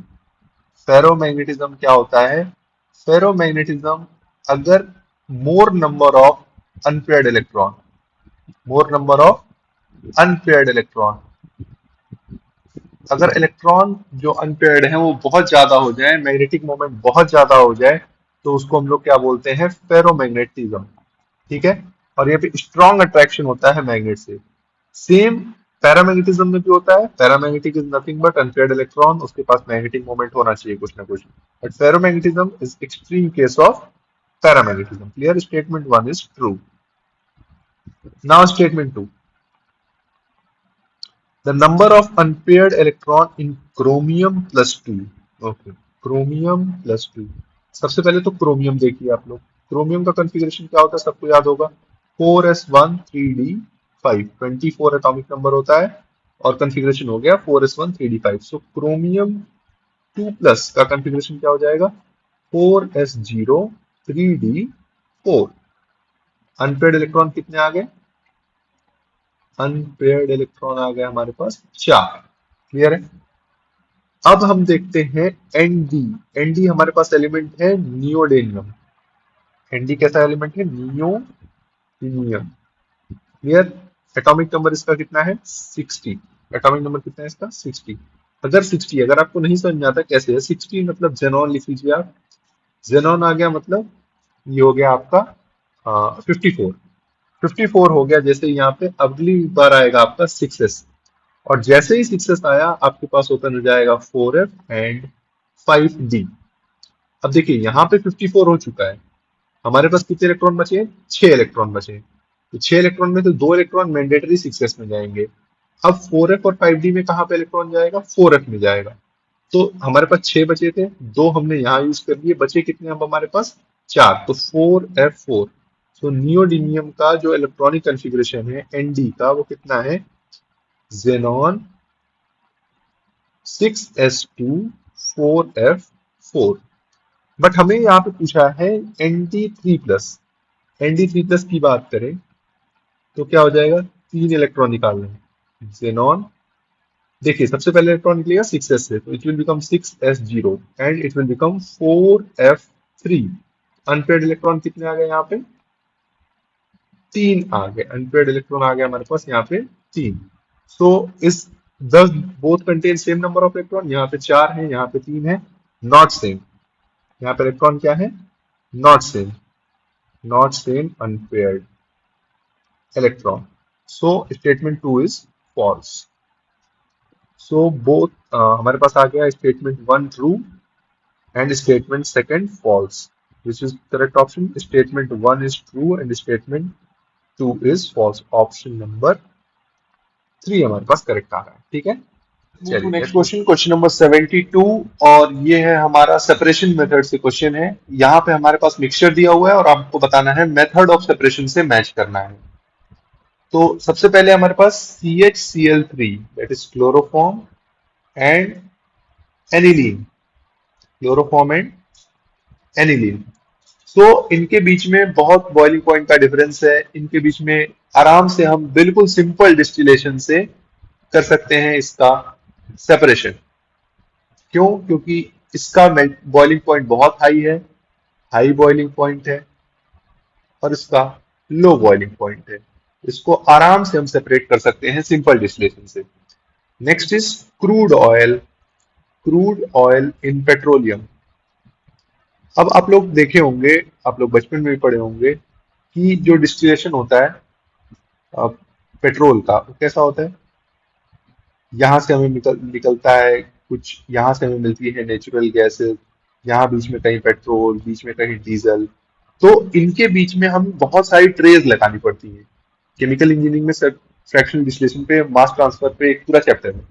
तो अगर हमारे boiling point में difference बहुत कम है तो हम यहाँ पे एक डिफरेंट नंबर ऑफ ट्रेज लगाते हैं और इस प्रोसेस को बोलते हैं fractional distillation. Fractional distillation. Next is glycerol. Glycerol from spent life. अब देखिए ग्लिसरॉल जब भी आए ग्लिसरॉल जब भी आएगा glycerol is a very high boiling point. मतलब ग्लिसरॉल का जो बॉइलिंग पॉइंट है वो बहुत ज्यादा हाई होता है. तो अब इसके बॉइलिंग पॉइंट को हाई बॉइलिंग पॉइंट को कम करने के लिए वी डू प्रेशर को हम कम कर देते हैं. जैसे हम प्रेशर को कम करेंगे इसका बॉइलिंग पॉइंट कम हो जाएगा और लो हीट पे हम इसको सेपरेट कर पाएंगे. So we use the method called distillation under reduced pressure. Distillation under reduced pressure. और ये मेथड कब यूज होता है जब बहुत ज्यादा हाई बॉइलिंग पॉइंट होता है सब्सटेंस का. तो वहां पे हम बॉइलिंग पॉइंट को कम करने के लिए प्रेशर को कम कर देते हैं और बॉइलिंग पॉइंट कम हो जाता है. अनिलीन एंड वाटर। फोर्थ जो हमारे पास है aniline plus water. Aniline water में क्या है, वाटर का boiling point 100 degree Celsius, aniline का 181 डिग्री सेल्सियस। तो इसको हम सिंपली वाटर को स्टीम बना सकते हैं और स्टीम से हम वाटर को सेपरेट कर सकते हैं। तो we can use the method steam distillation. बिल्कुल, अगर सिंपल आप ऑप्शन थोड़ा बहुत भी मैच करने का ट्राई किए होंगे एग्जाम में तो आप भी ऑप्शन गेट पा गए होंगे। So crude oil in petroleum industry is fractional distillation. Aniline water is steam distillation. Glycerol is distillation under reduced pressure, and this is simple distillation. तो हमारे पास क्या ऑप्शन बन के आ रहा है? ए का हमारे पास आ गया फोर्थ, बी का आ गया हमारे पास थ्री, सी का आ गया हमारे पास ए सॉरी फर्स्ट, और डी का आ गया हमारे पास सेकंड। कहाँ पे मिल रहा है ऑप्शन, जल्दी से एक बार देख लेते हैं।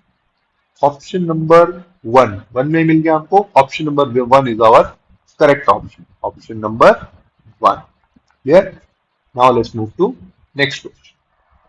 Now this is question number 73 और ये हमारा केमिकल इक्विलिब्रियम से क्वेश्चन है। पहले एक बार क्वेश्चन पढ़ते हैं। फॉर द रिएक्शन ए से to B, the backward reaction rate constant is higher than forward reaction rate constant by factor of 2500। सो ये क्या बोल रहा है हमारे पास, backward reaction rate constant that is Kb is equal to 2500 into Kf। शायद ये है the backward reaction rate constant is higher, मतलब backward reaction rate constant Kb is higher from forward reaction rate constant by factor of 2500। Clear? तो अब हम देखते हैं यहाँ से Kc क्या होता है। Kc is equal to Kf upon Kb, forward reaction rate constant upon backward reaction rate constant। तो Kf upon Kb यहाँ से कितना आ जाएगा, के एफ अपॉन के भी आ जाएगा हमारे पास 1/2500। क्लियर है?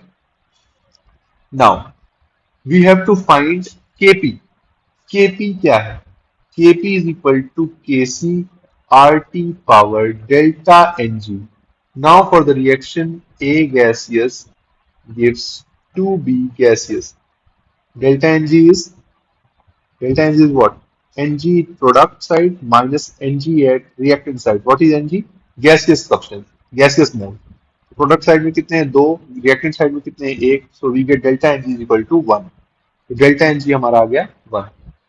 Kp is equal to, KC कितना है, 1/2500। आर, आर हमको यूज करना है 0.0831 इंटू टेम्परेचर कितना दिया हमारे पास 1000 केल्विन, और डेल्टा एन जी हमारे पास है one. So now let's use it. 0 0 cancel cancel.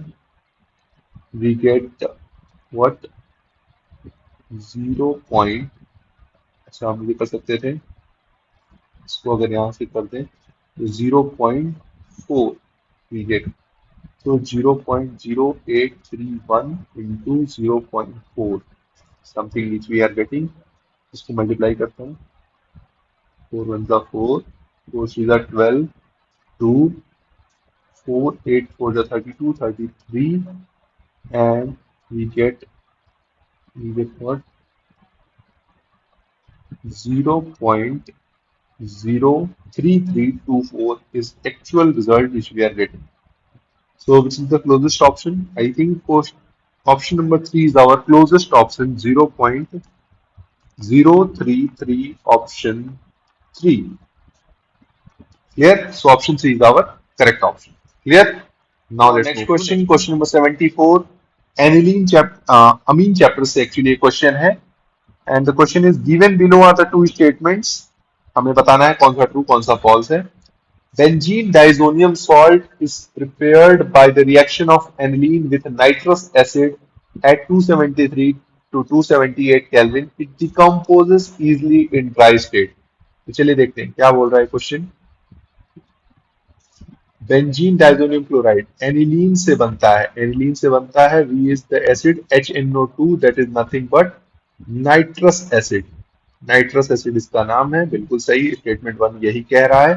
Temperature हम लेते हैं 0 to 5 degree Celsius that is 273 से 278 kelvin, and we get what, we get here benzene diazonium chloride या फिर benzene diazonium salt. So here we are getting benzene diazonium salt। Clear? So statement one is very true। Correct.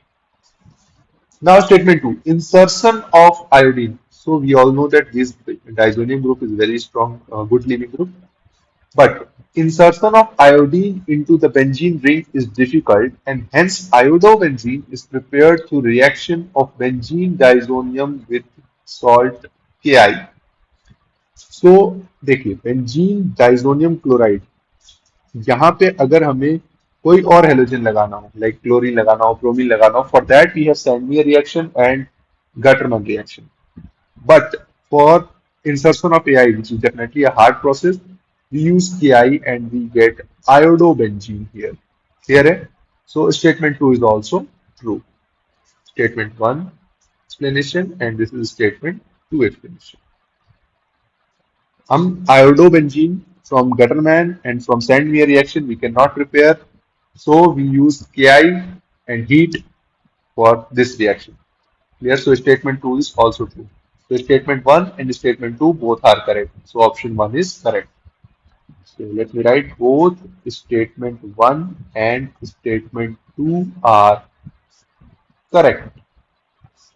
Option 1. Clear है? So now let's move to next question. Question number 75 बहुत ही decent question है और बहुत ही tricky question है. How many products, including stereo, ध्यान रखेंगे including stereoisomerism, are expected from monochlorination of following compound? Compound देख लेते हैं एक बार. I'm drawing bond line only. ये हमारे पास कंपाउंड क्लियर है. अब हमें यहाँ पे मोनोक्लोरिनेशन करना है. तो सबसे पहले तो आप सब लोग सीखे होंगे कि टिक लगा लेते हैं सिंपली. यहाँ पे टिक लगा लिया, एक मोनोक्लोरिनेशन प्रोडक्ट बन गया. यहाँ पे लगा लिया सेकंड, यहाँ पे लगा लिया थर्ड, यहाँ पे लगा लिया फोर्थ. क्लियर है. Now this is excluding stereo. Excluding stereo पूछता तो हमारे पास कितना आता है. Excluding stereo we get how much 4 MCP monochlorinated product. Now हमसे इंक्लूडिंग स्टीरियो पूछा है तो सबसे पहले हम एक बार बना लेते हैं सारे के सारे. सो लेट मी ड्रॉ और फिर हम यहाँ पे जहां पे भी स्टीरियो मिलेगा वहां पे 2 कर देंगे. एक आर एस. सो फर्स्टली यहाँ पे Cl, देन यहाँ पे Cl, देन यहाँ पे Cl एंड देन यहाँ पे Cl. Now you guys just think, आप लोगों ने ये वाला ऑप्शन बहुत अच्छे से मिस किया है. मतलब most of the guys have take 5. मतलब सारे स्टूडेंट्स का भी जिसका भी आया वो बोले 5 होगा इसका आंसर. बट क्यों ध्यान से 4 is something which you are getting here. Is this become chiral center now? This side CH3, this side ethyl, one hydrogen and one CH2Cl. Now this is chiral center. Understand this point. So now it has two form R and S. One chiral center here we are getting. Is this becoming chiral center? No. Is this becoming chiral center? Yes. Here we are getting one CH3, one Cl, one hydrogen, and one this group, P group. So here also we are getting R and S. And is it chiral center? No. Fourth one, not. So here two product will add. 4 excluding a stereo and including stereo we get we get 4 plus 2 that is 6. So what's our correct answer? 6 is our correct answer. Clear है. Total कितना हो गया हमारे पास? Total 6. Option 4. Clear है. मुझे जहां तक लगता है सबने ये वाला ऑप्शन बस मिस किया है क्योंकि सबको लगा कि यहाँ पे करेंगे तो कहां से ही ट्रायल सेंटर बनेगा. नहीं, एक बार बना के देख लेना था. कोई बात नहीं. Now let's move to next one. So this is our next question, question number 76. Among the given compound, the correct order of bond dissociation energy, actually bond energy of CH bond marked with star. Bond energy is directly proportional to bond strength, is directly proportional to extent of overlap strength. Clear? Now overlap strength किसकी अच्छी होगी? SP की जो overlap strength है that is better than SP2 is better than SP3. So bond strength कहाँ पे अच्छी होगी? Like overlap strength, bond strength is directly proportional to percentage S character also, percentage S character कहाँ पे ज्यादा अच्छा होगा, sp is greater then sp2 is greater then sp3। सो हमारे पास सबसे अच्छा जो बॉन्ड एनर्जी कहाँ पे लगेगी, सेकंड में सबसे ज्यादा बॉन्ड एनर्जी लगेगी। उसके बाद देखिए, क्योंकि ये वाला कार्बन, देखिए बच्चे ने मेंशन किया, ये वाला कार्बन कैसा है, sp, हमें ये वाला मेंशन करना है, ये वाला कार्बन कैसा हमारा sp, ये वाला कार्बन कैसा है हमारा sp2, and this one is sp3। So here sp1 is overlap, here sp3 1 is overlap, here sp2 1 is overlap. So strongest will be sp1s। तो सबसे ज्यादा अच्छा कौन सा हो जाएगा हमारे पास, सेकंड, देन उसके बाद आएगा हमारे पास फर्स्ट, एंड देन फिर आएगा हमारे पास third. So this should be our correct option. But so second, first and third, this one is correct option. But try to think in one another way, अगर हम बॉन्ड ब्रेक कर रहे हैं, so we will get what? Here we will get it minus. Here we will get C triple bond C minus, and here we will get minus. Here, so this compound becoming anti-aromatic. I'm not creating any kind of confusion, but just think in that aspect. This compound will become anti-aromatic. This bond will have highest bond energy. It won't break. So, if in this respect we think third should have highest bond energy. Now then second, and then first. Clear? ठीक है। तो third नहीं बनना चाहेगा, फिर first नहीं बनना चाहे, सेकंड नहीं बनना चाहेगा, फिर फर्स्ट नहीं बनना चाहेगा। तो this can also be a possible option. But अभी हम क्या कर रहे हैं कि एक्सटेंट ऑफ ओवरलैप परसेंटेज पे चल रहे हैं। So option one is correct.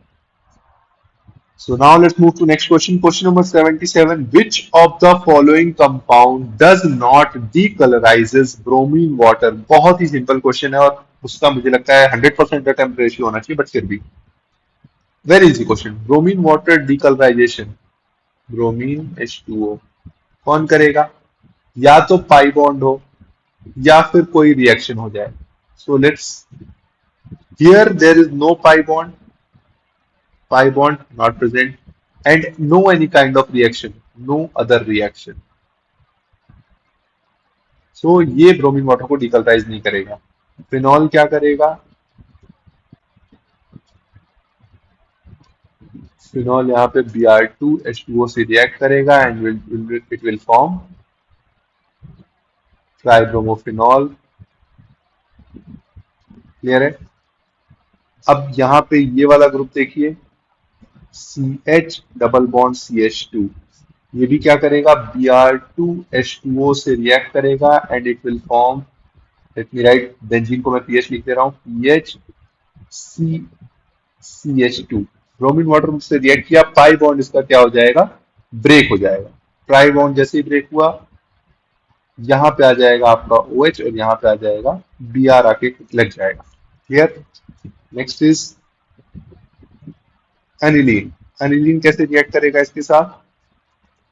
Br2H2O, ortho para product बन जाएंगे इसके यहाँ पे, NH2 Br। तो मतलब ये यहाँ पे रिएक्शन हो जाएगी, यहाँ पे रिएक्शन हो जाएगी, यहाँ पे रिएक्शन हो जाएगी, but there is no reaction of cyclohexane with Br2H2O even though it has degree of unsaturation 1। But यहाँ पे कोई पाई बॉन्ड नहीं प्रेजेंट है, तो option one is our correct option.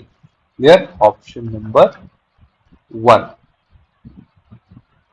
Clear है? Now let's move to next. Now this is question number 78। Question number 78 को हम देखते हैं। This is benzene, C double bond O and Cn. अब CH3MgBr, CH3MgBr is a source of CH3 minus, सही है।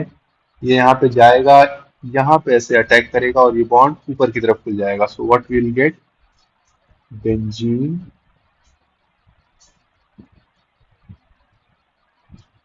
यहाँ पे आ जाएगा O minus Mg plus Br, और ये आ जाएगा यहाँ पे CH3, और यहाँ पे Cn है, C triple bond N। Now since CH3 MgBr is in excess, ये CH3 माइनस एक और बार आएगा, यहाँ पे अटैक करेगा इलेक्ट्रोफिलिक साइट पे, and now it will form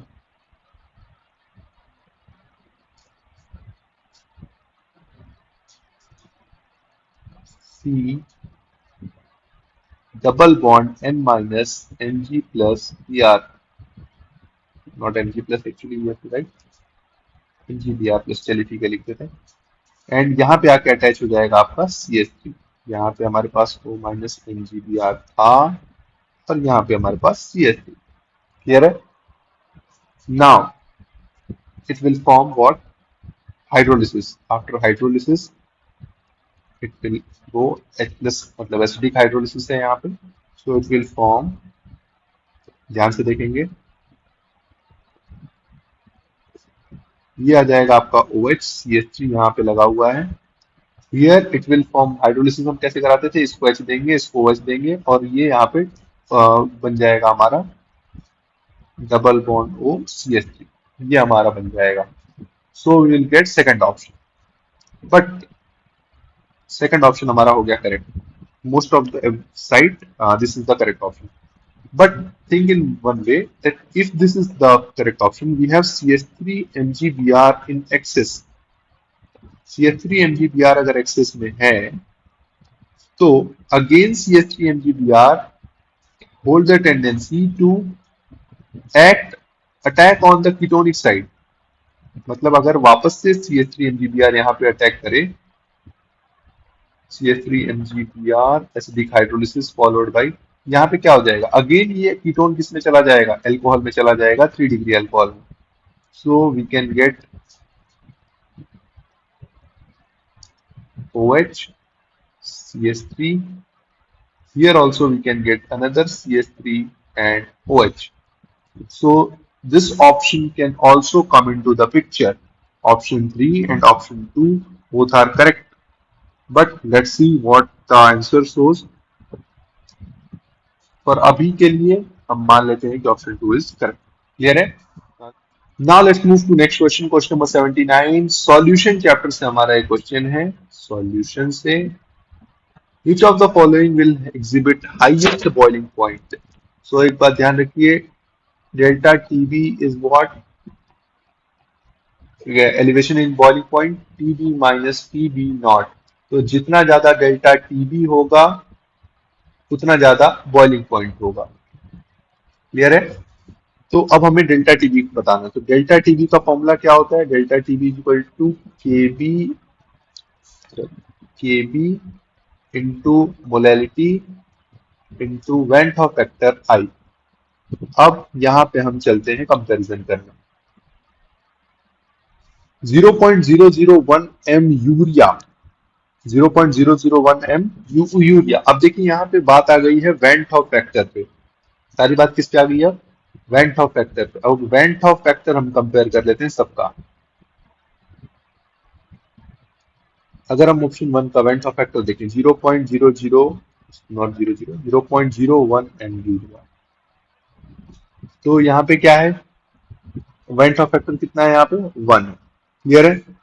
second, 0.01 M के NO3, यहाँ पे इसका वेंट ऑफ फैक्टर कितना है? I इज इक्वल टू 2 है, क्योंकि K प्लस और NO3 माइनस में टूटेगा यहाँ।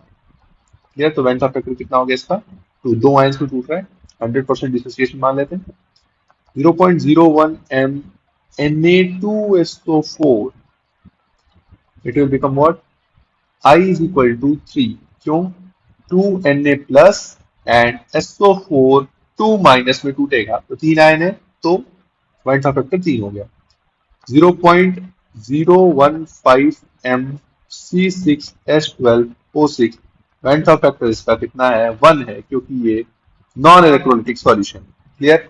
इसके लिए आ गया 0.1015, इसके लिए क्या वैल्यू आ जाएगी? 3 इंटू 0.01, दैट विल बिकम 0.03। इसके लिए क्या वैल्यू आ जाएगी? 2 इंटू 0.01 एंड विल बी 0.02, और इसके लिए क्या आ जाएगा? 0.01। तो हाईएस्ट वैल्यू मुझे जहां दिख रही है वो दिख रही है 0.01 M Na2SO4 I is equal to 3 पे। So the correct option is 0.01 M Na2SO4, option number 3 is the correct. Clear है? Now let's move to next question. Question number 80. हमें यहाँ पे प्रोसेस और कैटलिस्ट दिए हुए हैं, उनको हमें मैच करना है लिस्ट नंबर 2 में एक्चुअल कैटलिस्ट से। सबसे पहला सबसे आसान, हेबर प्रोसेस। हेबर प्रोसेस क्या होता है? N2 plus 3H2 converts to ammonia. और कैटलिस्ट कौन सा यूज करते हैं हम लोग? आयरन कैटलिस्ट यूज करते हैं। So Fe catalyst, Fe catalyst first. A का मैच हो गया फर्स्ट से। B, Wacker oxidation. Wacker oxidation एक ऐसा प्रोसेस है जहां पे हम अल्कीन को कन्वर्ट करते हैं कार्बोनिल में। अल्कीन किस में कन्वर्ट होती है? कार्बोनिल में कन्वर्ट होती है। कार्बोनिल बेसिकली होते हैं हमारे एल्डिहाइड और कीटोन, इन्हीं में बेसिकली कन्वर्ट होते हैं ये। एल्डिहाइड और कीटोन में इसको कन्वर्ट करते हैं by using catalyst palladium dichloride, PdCl2। Palladium और कॉपर के कैटलिस्ट यूज करते हैं हम यहाँ पे। So we are getting here PdCl2, that is second. Clear है? C, Wilkinson catalyst. सबने पढ़ा होगा विल्किंसन कैटलिस्ट। विल्किंसन कैटलिस्ट एक कैटलिस्ट है जो कि यूज होता है, ए रोडियम बेस्ड कैटलिस्ट है जो कि यूज होता है हाइड्रोजिनेशन ऑफ अल्कीन और अल्काइन। मतलब अल्कीन और अल्काइन को हम अनसेचुरेशन की तरफ ले जाते हैं, वहां पे इसको यूज करते हैं। और ये होता है chloro triphenyl phosphine, rhodium first. तो एल्कीन या फिर अल्कीन अल्काइन का हाइड्रोजिनेशन करने में यूज होता है। हाइड्रोजिनेशन क्या होता है ये? PPH3 thrice RHCl। नाम है इसका chloro triphenyl phosphine, rhodium first. Clear है? तो ये हो गया हमारे पास ऑप्शन 3। और फोर्थ, फोर्थ हो गया हमारा डी। क्या है? जिगलर नाटा कैटलिस्ट। सब लोग जानते हैं, एक चैप्टर था पहले हमारे पास पॉलीमर, उसमें यूज होता था इथीन को पॉलीथीन में कन्वर्ट करने के लिए, LDP लो डेंसिटी पॉलीथीन में कन्वर्ट करने के लिए। Ziggler NATA catalyst, that is TiCl4 and trimethyl aluminium, AlCH3 thrice 4। ये तो बिल्कुल ही करेक्ट ऑप्शन मिल गया हुआ है। ए का 1, बी का 2, सी का 3 एंड डी का 4। शायद ये कुछ गलती हो गई होगी इनसे, या फिर थोड़ा इजी क्वेश्चन बनाने के चक्कर में ऐसा हो गया। एक आध क्वेश्चन तो इजी रहना चाहिए। So we are getting here option number 3। Clear है? याद करने का क्वेश्चन था, सब कुछ एनसीईआरटी में मेंशन है, you have to remember, you have to memorise. Clear? चलिए next, let's move to next question. अगला क्वेश्चन है हमारे पास question number 81। 5 moles of liquid X and 10 moles of liquid Y make a solution having vapor pressure 70 torr. The vapor pressure of pure X and Y is 63 and 78 torr respectively. Which of the following is true? Solution chapter से हमारे पास ये question आया है। देखिए solution chapter से काफी सारे question आए इस बार। हमारे पास दिया है P नॉट एक्स दिया है हमको 63 torr, and P naught Y कितना दिया है हमें? 78 टॉर। एन एक्स मतलब एक्स के कितने मोल्स दिए हैं हमको? 5 मोल्स। और एन वाई कितना दिया हुआ है हमें? 10 मोल्स। तो मोल फ्रैक्शन निकालेंगे एक्स का, तो ये हो जाएगा 5/15, दैट विल बिकम 1/3। और y का मोल फ्रैक्शन कितना हो जाएगा? 2/3। अब लगा देंगे हम यहां से राउल्स लॉ। राउल्स लॉ क्या कहता है कि total pressure of solution is equal to sum of individual vapour pressure P0A XA plus P0B XB। अब यहाँ पे x x है तो हम यहाँ पे x मान के चल लेंगे। तो a को मान लेते हैं x और b को मान लेते हैं y, तो ये हो जाएगा 63 इंटू 1/3 प्लस ये हो जाएगा 78 इंटू 2/3। यहां से इसको काट दें तो ये हो जाएगा 21 और ये हो जाएगा हमारा 26, राइट? या ये हो जाएगा 21 प्लस 26 टू द 52 ये आ गया हमारा 73 टॉर। बट हमें यहाँ पे दिया हुआ है कि जो, देखो ये है हमारा P calculated, P calculated, P observed कितना है हमारे पास, पी ऑब्जर्व्ड है 70 Tor. Now we can see clearly here P observed is less than P calculated. इस केस को हम लोग बोलते हैं negative deviation from Raoult law. क्या बोलते हैं इसको? Negative deviation from Raoult law, या फिर इसको negative solution source negative deviation हो जाएगा हमारा ये वाला ऑप्शन। इसका ग्राफ कैसे आएगा ये भी देख लीजिए एक बार। ये हो गया हमारा कुछ ऐसा, ये हो गया कुछ ऐसा, और देखिए यहाँ पे ए हो जाएगा हमारा, ये हो जाएगा हमारा बी, पी नॉट बी, और ये हो जाएगा, सॉरी पी नॉट वाई ले लेते हैं, पी नॉट एक्स ले लेते हैं इसको, ये हो जाएगा पी नॉट वाई, और ये है हमारा कैलकुलेटेड। और जो ऑब्जर्व्ड है हमारा वो कितना आ रहा है, इसके नीचे आ रहा है, इसी को हम लोग बोलते हैं क्या, negative deviation. This solution is negative deviation solution, solution showing negative deviation. ठीक है, तो हमारा कौन सा ऑप्शन करेक्ट हो जाएगा, option number second, option number second हमारा यहाँ पे करेक्ट हो जाएगा। क्लियर है? Let's move to next question, question number 82। Biomolecule chapter से एक क्वेश्चन है हमारे पास। अ शुगर एक्स, एक्स के बारे में कुछ थोड़ा हमको इन्फॉर्मेशन दी हुई है और एक्स हमें प्रिडिक्ट करना है कि क्या है गिवन डेटा के बेसिस पे। सो यहाँ लिखा है X is a keto sugar, X क्या है हमारे पास, कीटो सुगर है।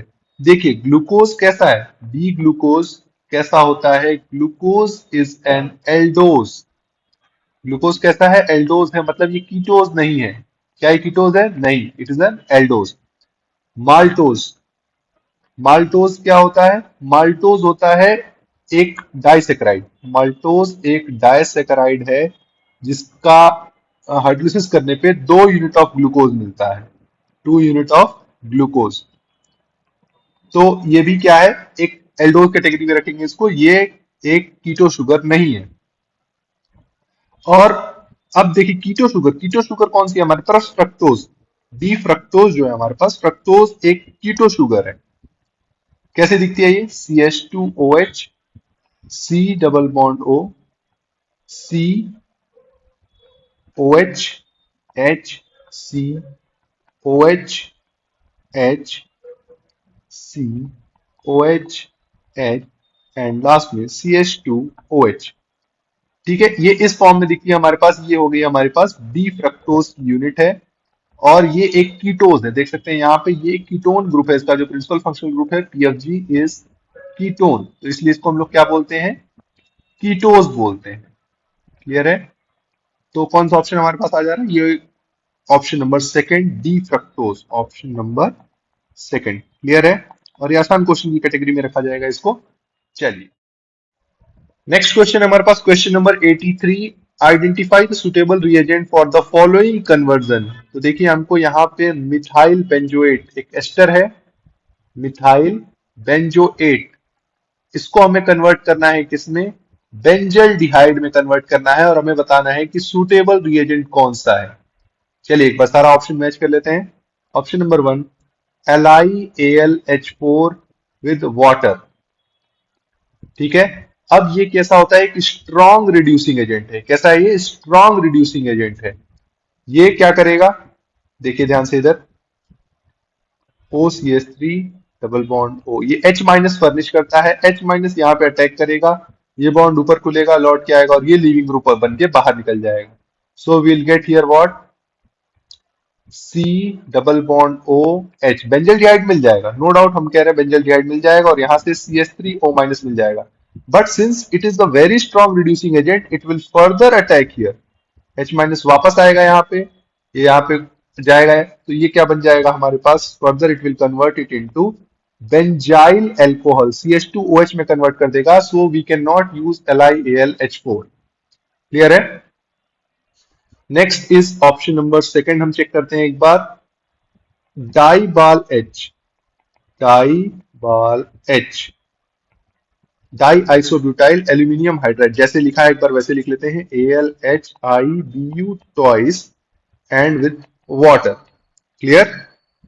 सो नाउ ये क्या होता है? This is the moderate reducing agent. ये क्या करता है, इसके बारे में, इसकी प्रॉपर्टी है, सब लोगों ने पढ़ी होगी। अच्छा, खास करके इसकी बात क्या है, it's work as low temperature. इसको हम जब भी लेते हैं, क्या लेते हैं, लो टेम्परेचर पे, अप्रोक्स 195 से 200 केल्विन, 190 से 200 केल्विन, या फिर ये कहते हैं -75 से 78 डिग्री सेल्सियस तक इसको लेते हैं, तभी ये वर्क करता है। बट फिर भी चलिए एक बार, मेंशन तो नहीं है टेम्परेचर, बट फिर भी वी हैव टू डू। ये क्या करेगा, डाइबाल एच, ये भी H माइनस सप्लाई करता है, और but since it is the moderate reducing agent, it will convert it into benzaldehyde. Clear है? एक बार थर्ड ऑप्शन चेक करते हैं। थर्ड ऑप्शन है हमारा NaBH4। NaBH4 क्या करता है, सबको पता होगा, एल्डिहाइड को रिड्यूस कर देता है और कीटोन को। तो ये सिर्फ और सिर्फ किसके लिए यूज होता है, NaBH4? एक बार ध्यान रखिएगा, NaBH4 used for aldehyde, ketone, और साथ में एसाइल क्लोराइड की रिडक्शन में काम होता है। तो क्या हम यहाँ पे इसको यूज कर सकते हैं? नहीं, यहाँ पे इसको यूज नहीं कर सकते हैं। और फोर्थ ऑप्शन कौन सा है हमारे पास? H2PdBSO4 लिंडलार कैटलिस्ट है। H2PdBASO4, इसका काम क्या होता है? ये एक तो हाइड्रोजनेशन में यूज होता है अल्कीन अल्काइन के, use in hydrogenation of alkyne and alkyne. और दूसरा कहाँ पे यूज होता है, आप लोगों ने पढ़ा होगा, रोजनमुंड रिएक्शन, जहां पे ये क्या करता है, C डबल बॉन्ड OCl को कन्वर्ट किसमें कर देता है, CHO में कन्वर्ट कर देता है। तो यहाँ पे इसको हम यूज नहीं कर सकते। तो हमारा करेक्ट ऑप्शन कौन सा निकल के आ रहा है, डाइआइसोब्यूटाइल एल्यूमिनियम हाइड्राइड। तो इसका करेक्ट ऑप्शन हो गया हमारे पास ऑप्शन नंबर सेकंड। तो सुटेबल रिएजेंट कौन सा हो गया हमारे पास, डाइआइसोब्यूटाइल एल्यूमिनियम हाइड्राइड, डाइबल एच, इसकी प्रॉपर्टी होती है और लो टेम्परेचर पे वर्क करता है। क्लियर है? चलिए नेक्स्ट क्वेश्चन देखते हैं। Question number 84, assertion reason type का क्वेश्चन है। Given below are the two statement assertion and reason. Assertion लिखा हुआ है हमारे पास, ये कंपाउंड दिया है और ये कंपाउंड दिया है। This iodide undergoes SN2 reaction faster than Cl। अब देखिए यहाँ पे सबस्ट्रेट कैसा है, सेम, सबस्ट्रेट सेम है। तो अब बात आ जाती है लीविंग ग्रुप पे। लीविंग ग्रुप कौन सा अच्छा है? क्या लीविंग ग्रुप I माइनस अच्छा है या Cl माइनस अच्छा है? Now we know that down the group size बढ़ता है। साइज बढ़ता है, दैट मीन्स कि नेगेटिव की स्टेबिलिटी बढ़ती है। नेगेटिव की स्टेबिलिटी बढ़ती है, that means I minus is more stable than Cl minus. I minus is more stable than Cl minus, which means I minus is better leaving group. I minus is better leaving group than Cl minus। मतलब हम ये बोलते हैं कि I is better leaving group than Cl।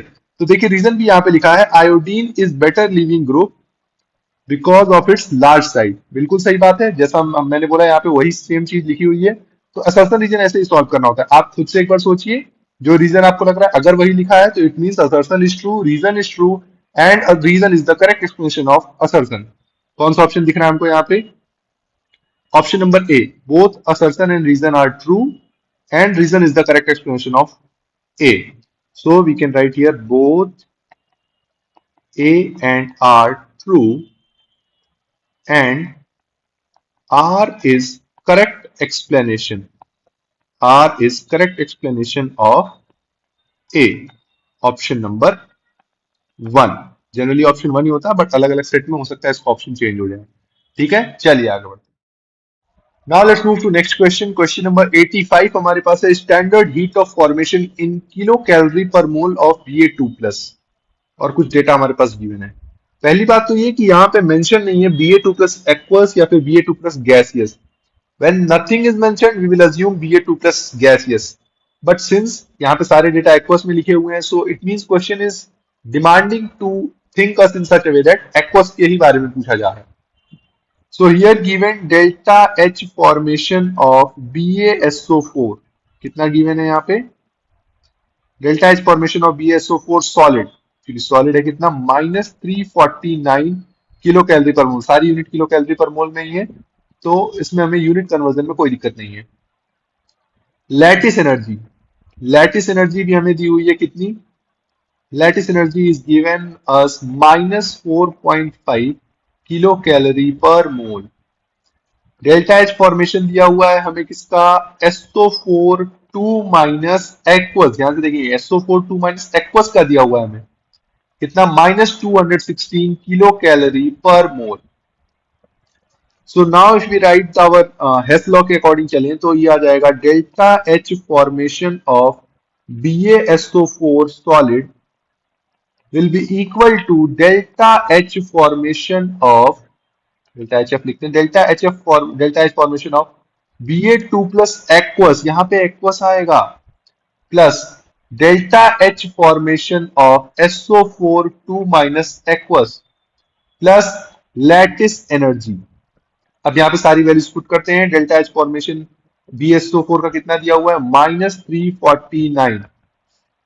Delta H formation Ba2 plus का हमसे पूछा है, लेट अस सपोज x, और SO4 2 माइनस का हमें दिया हुआ है -216। लैटिस एनर्जी हमको दी हुई है -4.5, तो यहां से x आ जाएगा हमारे पास -349 and it will become plus, minus minus plus, so it will become plus and 220.5, so -349 plus 220.5, x1 will get what, -128.5, we'll get what, -128.5। is this correct? एक बार चेक कर लेते हैं। हाँ, वेरी करेक्ट, क्लियर है। -128.5 unit क्या हो जाएगी, kilo calorie per mole. But मैं फिर से कह रहा हूं, यहाँ पे ये किसकी है, Ba2 plus aqueous, Ba2 plus aqueous का डेल्टा एच फॉर्मेशन हमने निकाला है, दैट इज -128.5, और क्वेश्चन में कहीं पे भी नहीं मेंशन है कि एक्वस का निकालना है हमें। क्लियर, तो considering this aqueous phase we will correct option number 1, option 1, that will be -128.5 kilocalorie per mole। Is this clear?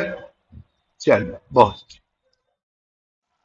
Let's move to next question, question number 86 हमारे पास है, total number of possible isomer both structural as well as stereo हमें यहाँ पे count करना है, of cyclic ether, cyclic ether, ध्यान रखेंगे ईथर सारे नहीं, साइक्लिक ईथर बनाने। मॉलिक्यूलर फॉर्मूला क्या है, C4H8O, Du हो गया हमारे पास यहाँ पे 1। तो हमें यहाँ पे रिंग बनानी है, कितनी कितनी रिंग बन सकती है ये समझ लीजिए पहले।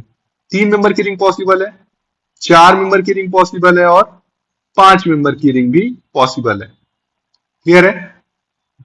अब हम सबको मॉलिक्यूलर फॉर्मूला से सेटिस्फाई करेंगे और चेक करेंगे कितने आइसोमर हमारे बन रहे हैं। क्लियर, तो ध्यान रखिए, 3 मेंबर की रिंग अगर हम बनाए तो ये हो गया ये। अब यहां पे क्या बचा, देखिए 2 कार्बन यहां पे यूज हो गए, अभी कितने कार्बन बचे हमारे पास, 2। तो 2 कार्बन को पहला तरीका तो ये है कि ऐसे लगा दिया इथाइल सब्सटेंट की तरह से। अगला क्या है, हम पहले 3 मेंबर की रिंग बना लेते हैं, और जो 2 कार्बन है उसको इसी कार्बन पे लगा दिया मिथाइल सब्सट्रेट की तरीके से। तीसरा तरीका क्या है, तीसरा तरीका है कि हम दोनों साइड लगा दें मिथाइल सब्सट्रेट, एक इधर भी और एक इधर भी। ये 3 तरीके से हम इस मॉलिक्यूलर फॉर्मूला को सेटिस्फाई कर दिए, और 3 मेंबर की रिंग भी है हमारे पास। Now let's move to 4 member ring. 4 member ring कैसी है, ये। अब यहां पे देखें कितने कार्बन हमने यूज कर लिए हैं, सॉरी, कितने कार्बन हमने यूज कर लिए, यहाँ पे 3 कार्बन हमने यहाँ पे यूज कर लिए हैं। चौथा कार्बन हम कहां लगा सकते हैं, लेट सपोज हमने यहां लगा दिया, और चौथा कार्बन हम दूसरी जगह कहां लगा सकते हैं, यहां लगा सकते हैं। कोई सोचे कि यहां लगा सकते हैं, नहीं, ये और ये पोजीशन सेम हो जाएगी। क्लियर है। और 5 मेंबर की जो रिंग है वो कैसी है, वो सिंपल है, इसमें सारे ही एलिमेंट्स आ गए हैं। ये मॉलिक्यूलर फॉर्मूला को इटसेल्फ सेटिस्फाई कर रही है, 1 2 3 4 कार्बन है इसके पास। क्लियर है। Now will check chiral centre. क्या ये सेंटर, ग्रीन कलर का जो सेंटर है, क्या ये कायरल सेंटर है, बिल्कुल। ध्यान से देखिए, यहाँ पे एक इथाइल सब्स्टिट्यूएंट है, यहाँ पे कुछ O जैसा सब्स्टिट्यूएंट है, यहाँ पे CH2 सब्स्टिट्यूएंट है, और चौथा यहाँ पे हाइड्रोजन है। All 4 valency different. ये सेंटर कैसा हो गया हमारे पास, कायरल सेंटर। कायरल सेंटर है तो इसका मतलब यहाँ पे 2 प्रोडक्ट आएंगे, एक R आएगा और एक S आएगा। यहाँ पे कितने प्रोडक्ट आ गए हमारे पास, 2 आ गए। चलिए अगले में चेक करते हैं। क्या ये सेंटर कायरल सेंटर है हमारा? नहीं, ये कायरल सेंटर नहीं है। क्यों? क्योंकि यहाँ पे मिथाइल और यहाँ पे भी मिथाइल आ रहा है। क्लियर है?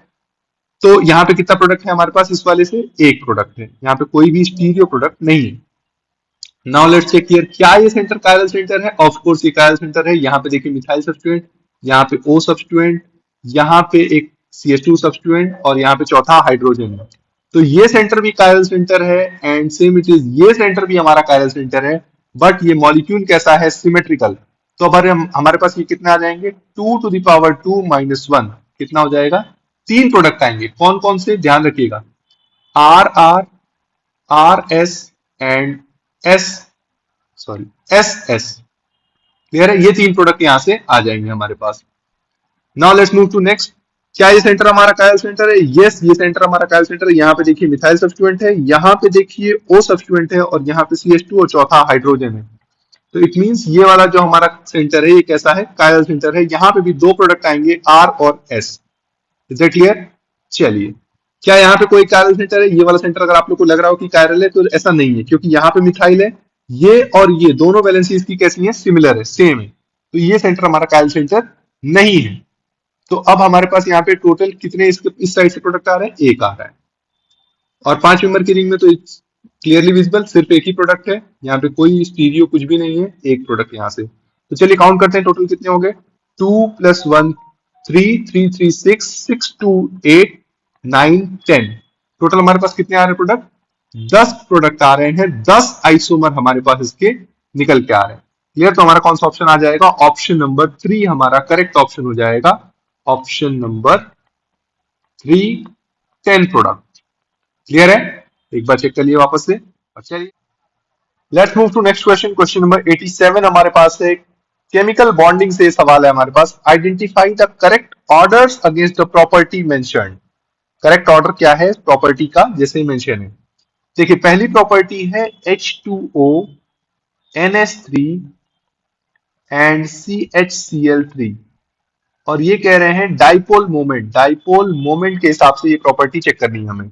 तो बिल्कुल सही बात है, ऑक्सीजन के पास दो लोन पेयर होता है। ऑक्सीजन हाईली पोलर सॉल्वेंट है, तो ये हो गया ऑक्सीजन, इसका डाइपोल मोमेंट ज्यादा है, म्यू इसका ज्यादा है।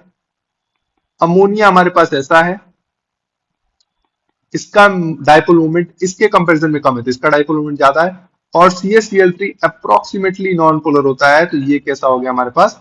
सबसे कम हो गया। तो डाइपोल मोमेंट डाइपोल मोमेंट का ऑर्डर ये कैसा है? करेक्ट। क्लियर है? तो स्टेटमेंट 1 हमारे पास यहाँ पे करेक्ट निकल के आता है, sorry statement A। Now let's check statement B। XeF4 XeO3 XeF2 एक बार चेक कर लेते हैं। XeF4 मतलब यहाँ पे 4 बॉन्ड पेयर है।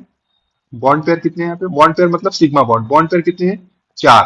लोन पेयर कितने होंगे इसमें? 2 होंगे। और XeO3 मतलब बॉन्ड पेयर यहाँ पे कितने हैं? 3। बॉन्ड पेयर यहाँ पे सिग्मा बॉन्ड 3 है, बट लेकिन बॉन्ड पेयर कितने हैं? 6। 3 सिग्मा 3 पाई। क्लियर है? तो अब यहाँ पे लोन पेयर कितना हो जाएगा? लोन पेयर हो जाएगा हमारे पास यहाँ पे 1। लास्ट क्या है? XeF2। XeF2 में बॉन्ड पेयर कितना है? 2। और लोन पेयर कितना हो जाएगा तब? देखिए 2 है मतलब 3 लोन पेयर यहाँ पे इसका आ जाएगा। तो अगर हम देखें तो lone pair, number of lone pair के हिसाब से अगर इसको हम अरेंज करने की कोशिश करें, नंबर ऑफ लोन पेयर सबसे ज्यादा किसमें है? सबसे ज्यादा आप लोग देख पा रहे होंगे XeF2 में है, फिर उसके बाद किसमें है? XeF4 में है, और फिर इसके बाद किसमें है? XeO3 में। तो क्या ये करेक्ट मेंशन है? नहीं, बिल्कुल इनकरेक्ट मेंशन है। तो ये A हमारा करेक्ट है, B हमारा इनकरेक्ट है सो फार। चलिए ऑप्शन C चेक करते हैं एक बार। OH CH और NO बॉन्ड लेंथ के हिसाब से हमें इसको अरेंज करना है। किसके हिसाब से अरेंज करना है? बॉन्ड लेंथ के हिसाब से हमें अरेंज करना है। तो क्या ये बॉन्ड लेंथ सही है? देखिए यहां पे जो ओवरलैप है वो किसका है? 2p1s ओवरलैप है। यहां पे जो ओवरलैप है वो किसका है? एक बार हम साइन को हटा दे रहे हैं। 2p1s है। यहां पे कौन सा ओवरलैप है? 2p1s है। यहां पे कैसा है? 2p2p है। डेफिनेटली 2p2p जो ओवरलैप होगा ये ज्यादा छोटा होगा, ज्यादा बड़ा होगा। तो it means 2p2p overlap should be greater than. तो ये NO बॉन्ड लेंथ सबसे ज्यादा होनी चाहिए थी। टू पी का जो ओवरलैप है वो बड़ा होना चाहिए। इट मींस एनओ सबसे आगे आना चाहिए, उसके बाद ये दोनों आना चाहिए। तो ये स्टेटमेंट भी यहां से गलत होता है। Let's check option number D, statement number D. N2O2 H2 bond enthalpy के रिस्पेक्ट में हमें चेंज चेक करना है इसको, बॉन्ड इंथैल्पी के रिस्पेक्ट में। N2 कैसा है हमारे पास, ध्यान से देखेंगे, N triple bond N। O2 कैसा है, O डबल बॉन्ड O। और H2 कैसा है, H सिंगल बॉन्ड H। यहाँ पे तीन बॉन्ड है, बॉन्ड ऑर्डर इसका कितना है, तीन। यहाँ पे बॉन्ड ऑर्डर कितना है इसका, दो। और यहाँ पे बॉन्ड ऑर्डर कितना है इसका, वन। अब देखिए यहाँ पे बॉन्ड ऑर्डर बढ़ता है तो बॉन्ड एनर्जी क्या होती है, बढ़ती है। बॉन्ड एनर्जी मतलब बॉन्ड इंथैल्पी। तो N2 की सबसे ज्यादा होगी, फिर O2 की, फिर H2 की। So it means it is correct. तो हमारे पास ए स्टेटमेंट और डी स्टेटमेंट करेक्ट निकल के आ रहा है। So we are getting here option number A and D only. So we have what, A and D correct. तो ऑप्शन नंबर हमारा आ जा रहा है वन। तो option number one, A and D only is the correct answer. To next question, next question is question number 88। Chemical equilibrium chapter से question निकल के आ रहा है हमारे पास। Higher yield of NO, NO की रिएक्शन दी हुई है, N2 gas plus O2 gas gives 2NO gas. अब ये हमारे पास ये रिएक्शन दी हुई है और इसका हीट ऑफ रिएक्शन दिया हुआ है, डेल्टा एच रिएक्शन दिया हुआ है कितना, 180.7 किलो जूल पर मोल प्लस साइन के साथ दिया हुआ है। इट मींस ये रिएक्शन कैसी है, एंडोथर्मिक। एंडोथर्मिक। अब हमसे पूछा है कि फेवरेबल कंडीशन क्या है यहाँ पे। अब हम आ जाते हैं ली चैटलियर प्रिंसिपल के हिसाब से। ली चैटलियर प्रिंसिपल, ली चैटलियर प्रिंसिपल कहता है कि अगर एंडोथर्मिक है, if the reaction is endothermic, it will work at high temperature.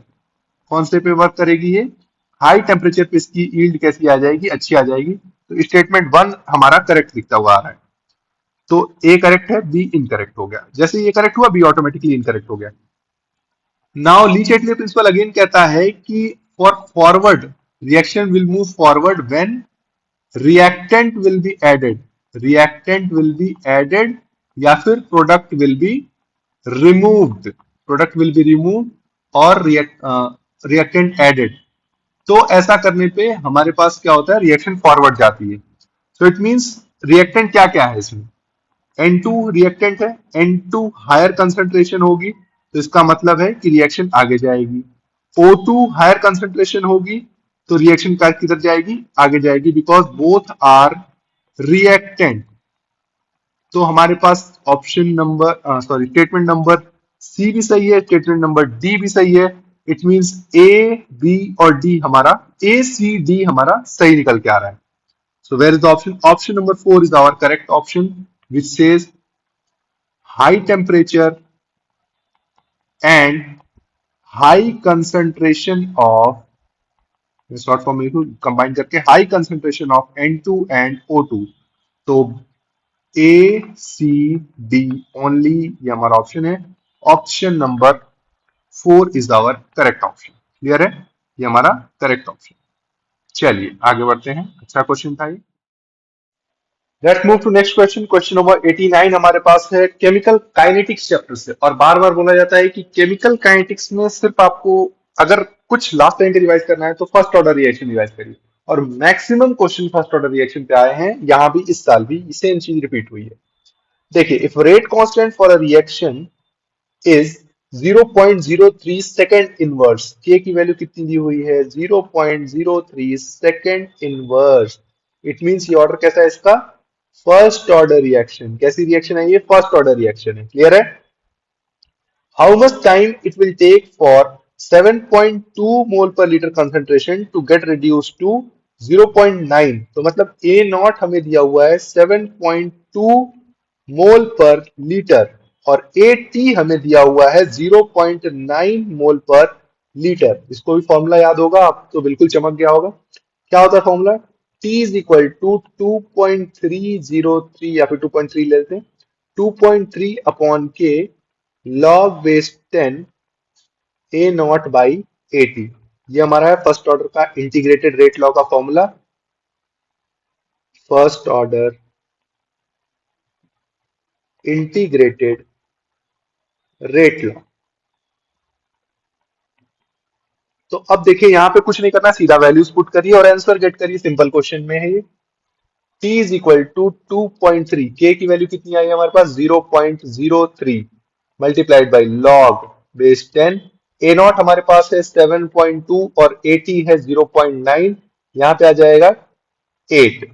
तो और इसको सिंप्लीफाई करें, t is equal to 2.3 upon 0.03 multiplied by 8 को हम लोग क्या लिख सकते हैं, 3 log 2 लिख सकते हैं। जिसको नहीं समझ में आया एक बार ध्यान दीजिएगा, 8 को हम लोग लिख सकते हैं 2 टू द पावर 3, और 2 टू द पावर 3 का log क्या हो जाएगा, 3 log 2। log 2 की वैल्यू यहाँ पे दी हुई है 0.301, बट हम यहाँ पे 0.3 यूज करेंगे। तो क्या हो जाएगा 2.3 upon 0.03 multiplied by 3 multiplied by 0.3। कितना हो जाएगा यहाँ पे, इसको अगर से डिवाइड करें तो ये आ जाएगा 100। we'll get what, 2.3 into 0.3 into 100, and ultimately we'll get 69। यहां से हमें क्या मिल रहा है, 69, और एग्जैक्ट चले तो 69.3 सेकंड हमें यहाँ पे ऑप्शन मिल जाएगा, 69.3 सेकंड। तो हमारा करेक्ट ऑप्शन यहाँ से आ जा रहा है, देखिए बहुत सिंपल क्वेश्चन में आएगा ये, 69.3 सेकंड हमारा करेक्ट ऑप्शन है। क्लियर है? तो option number 1, time required, time required हमें कितना लगा एक बार क्लियरली लिख देते हैं, 69.3 सेकेंड। ऑप्शन कितना आया, 1। और इतना ही क्वेश्चन टाइम लगेगा अगर आप इस क्वेश्चन को इस तरीके से सॉल्व करेंगे, put the value get the answer वाला क्वेश्चन। क्लियर है? चलिए let's move to our last question, question number 90। Which one of the following reaction does not belong to Lassaigne test? कौन सा टेस्ट है यहाँ पे, लेसेन टेस्ट। लेसेन टेस्ट, अब Lassaigne test का नाम ही होता है, दूसरा नाम इसका क्या होता है, सोडियम फ्यूजन टेस्ट। नाम से ही क्लियर है, खत्म, आंसर आ गया इसका, सोडियम फ्यूजन टेस्ट। किसके लिए यूज हो सकता है, यूज्ड फॉर डिटेक्शन ऑफ, मैं पूरा लिख देता हूं एक बार, used for detection of sulphur, halogen and nitrogen in organic compound, sulfur, nitrogen and halogen in organic compound। organic compound में हम इसका डिटेक्शन करने के लिए यूज कर सकते हैं। तो क्या ये फर्स्ट वाला है, नाइट्रोजन डिटेक्शन हो रहा है, बिल्कुल सही हो रहा है, it is a Lassaigne's test. क्या इसमें हम सल्फर का एस्टिमेशन कर रहे हैं, एंड तो ये भी क्या है, डिटेक्शन हो रहा है, यहाँ पे भी ये भी क्या है, लेसेंट टेस्ट में है। क्या यहाँ पे हेलोजन का डिटेक्शन हो रहा है, बिल्कुल ये भी लेसेंट टेस्ट में है। लेकिन यहाँ पे किसका डिटेक्शन हो रहा है, तो ना यहाँ पे सोडियम है ना यहाँ पे किसी का डिटेक्शन हो रहा है, जो हमारे मेंशन चीजें हैं। तो this is not Lassaigne test, ये हमारा कैमोफ्लेज है। और ये हो गया हमारे पास correct option, CuO plus, sorry 2CuO plus C give 2Cu plus CO2। This is not Lassend test, not Lassend test. ये हमारा Lassend टेस्ट नहीं है। तो कौन सा ऑप्शन हो गया हमारे पास, ऑप्शन नंबर 4 हमारा करेक्ट ऑप्शन हो गया। तो चलिए ये हो गया हमारा complete. So with this, we have completed the complete chemistry solution. We have covered here all 45 questions which came in NEET 2025 exam, and we have given all the answers and all the solutions of chemistry NEET 2025. Thank you so much for watching this, and see you. Thank you so much.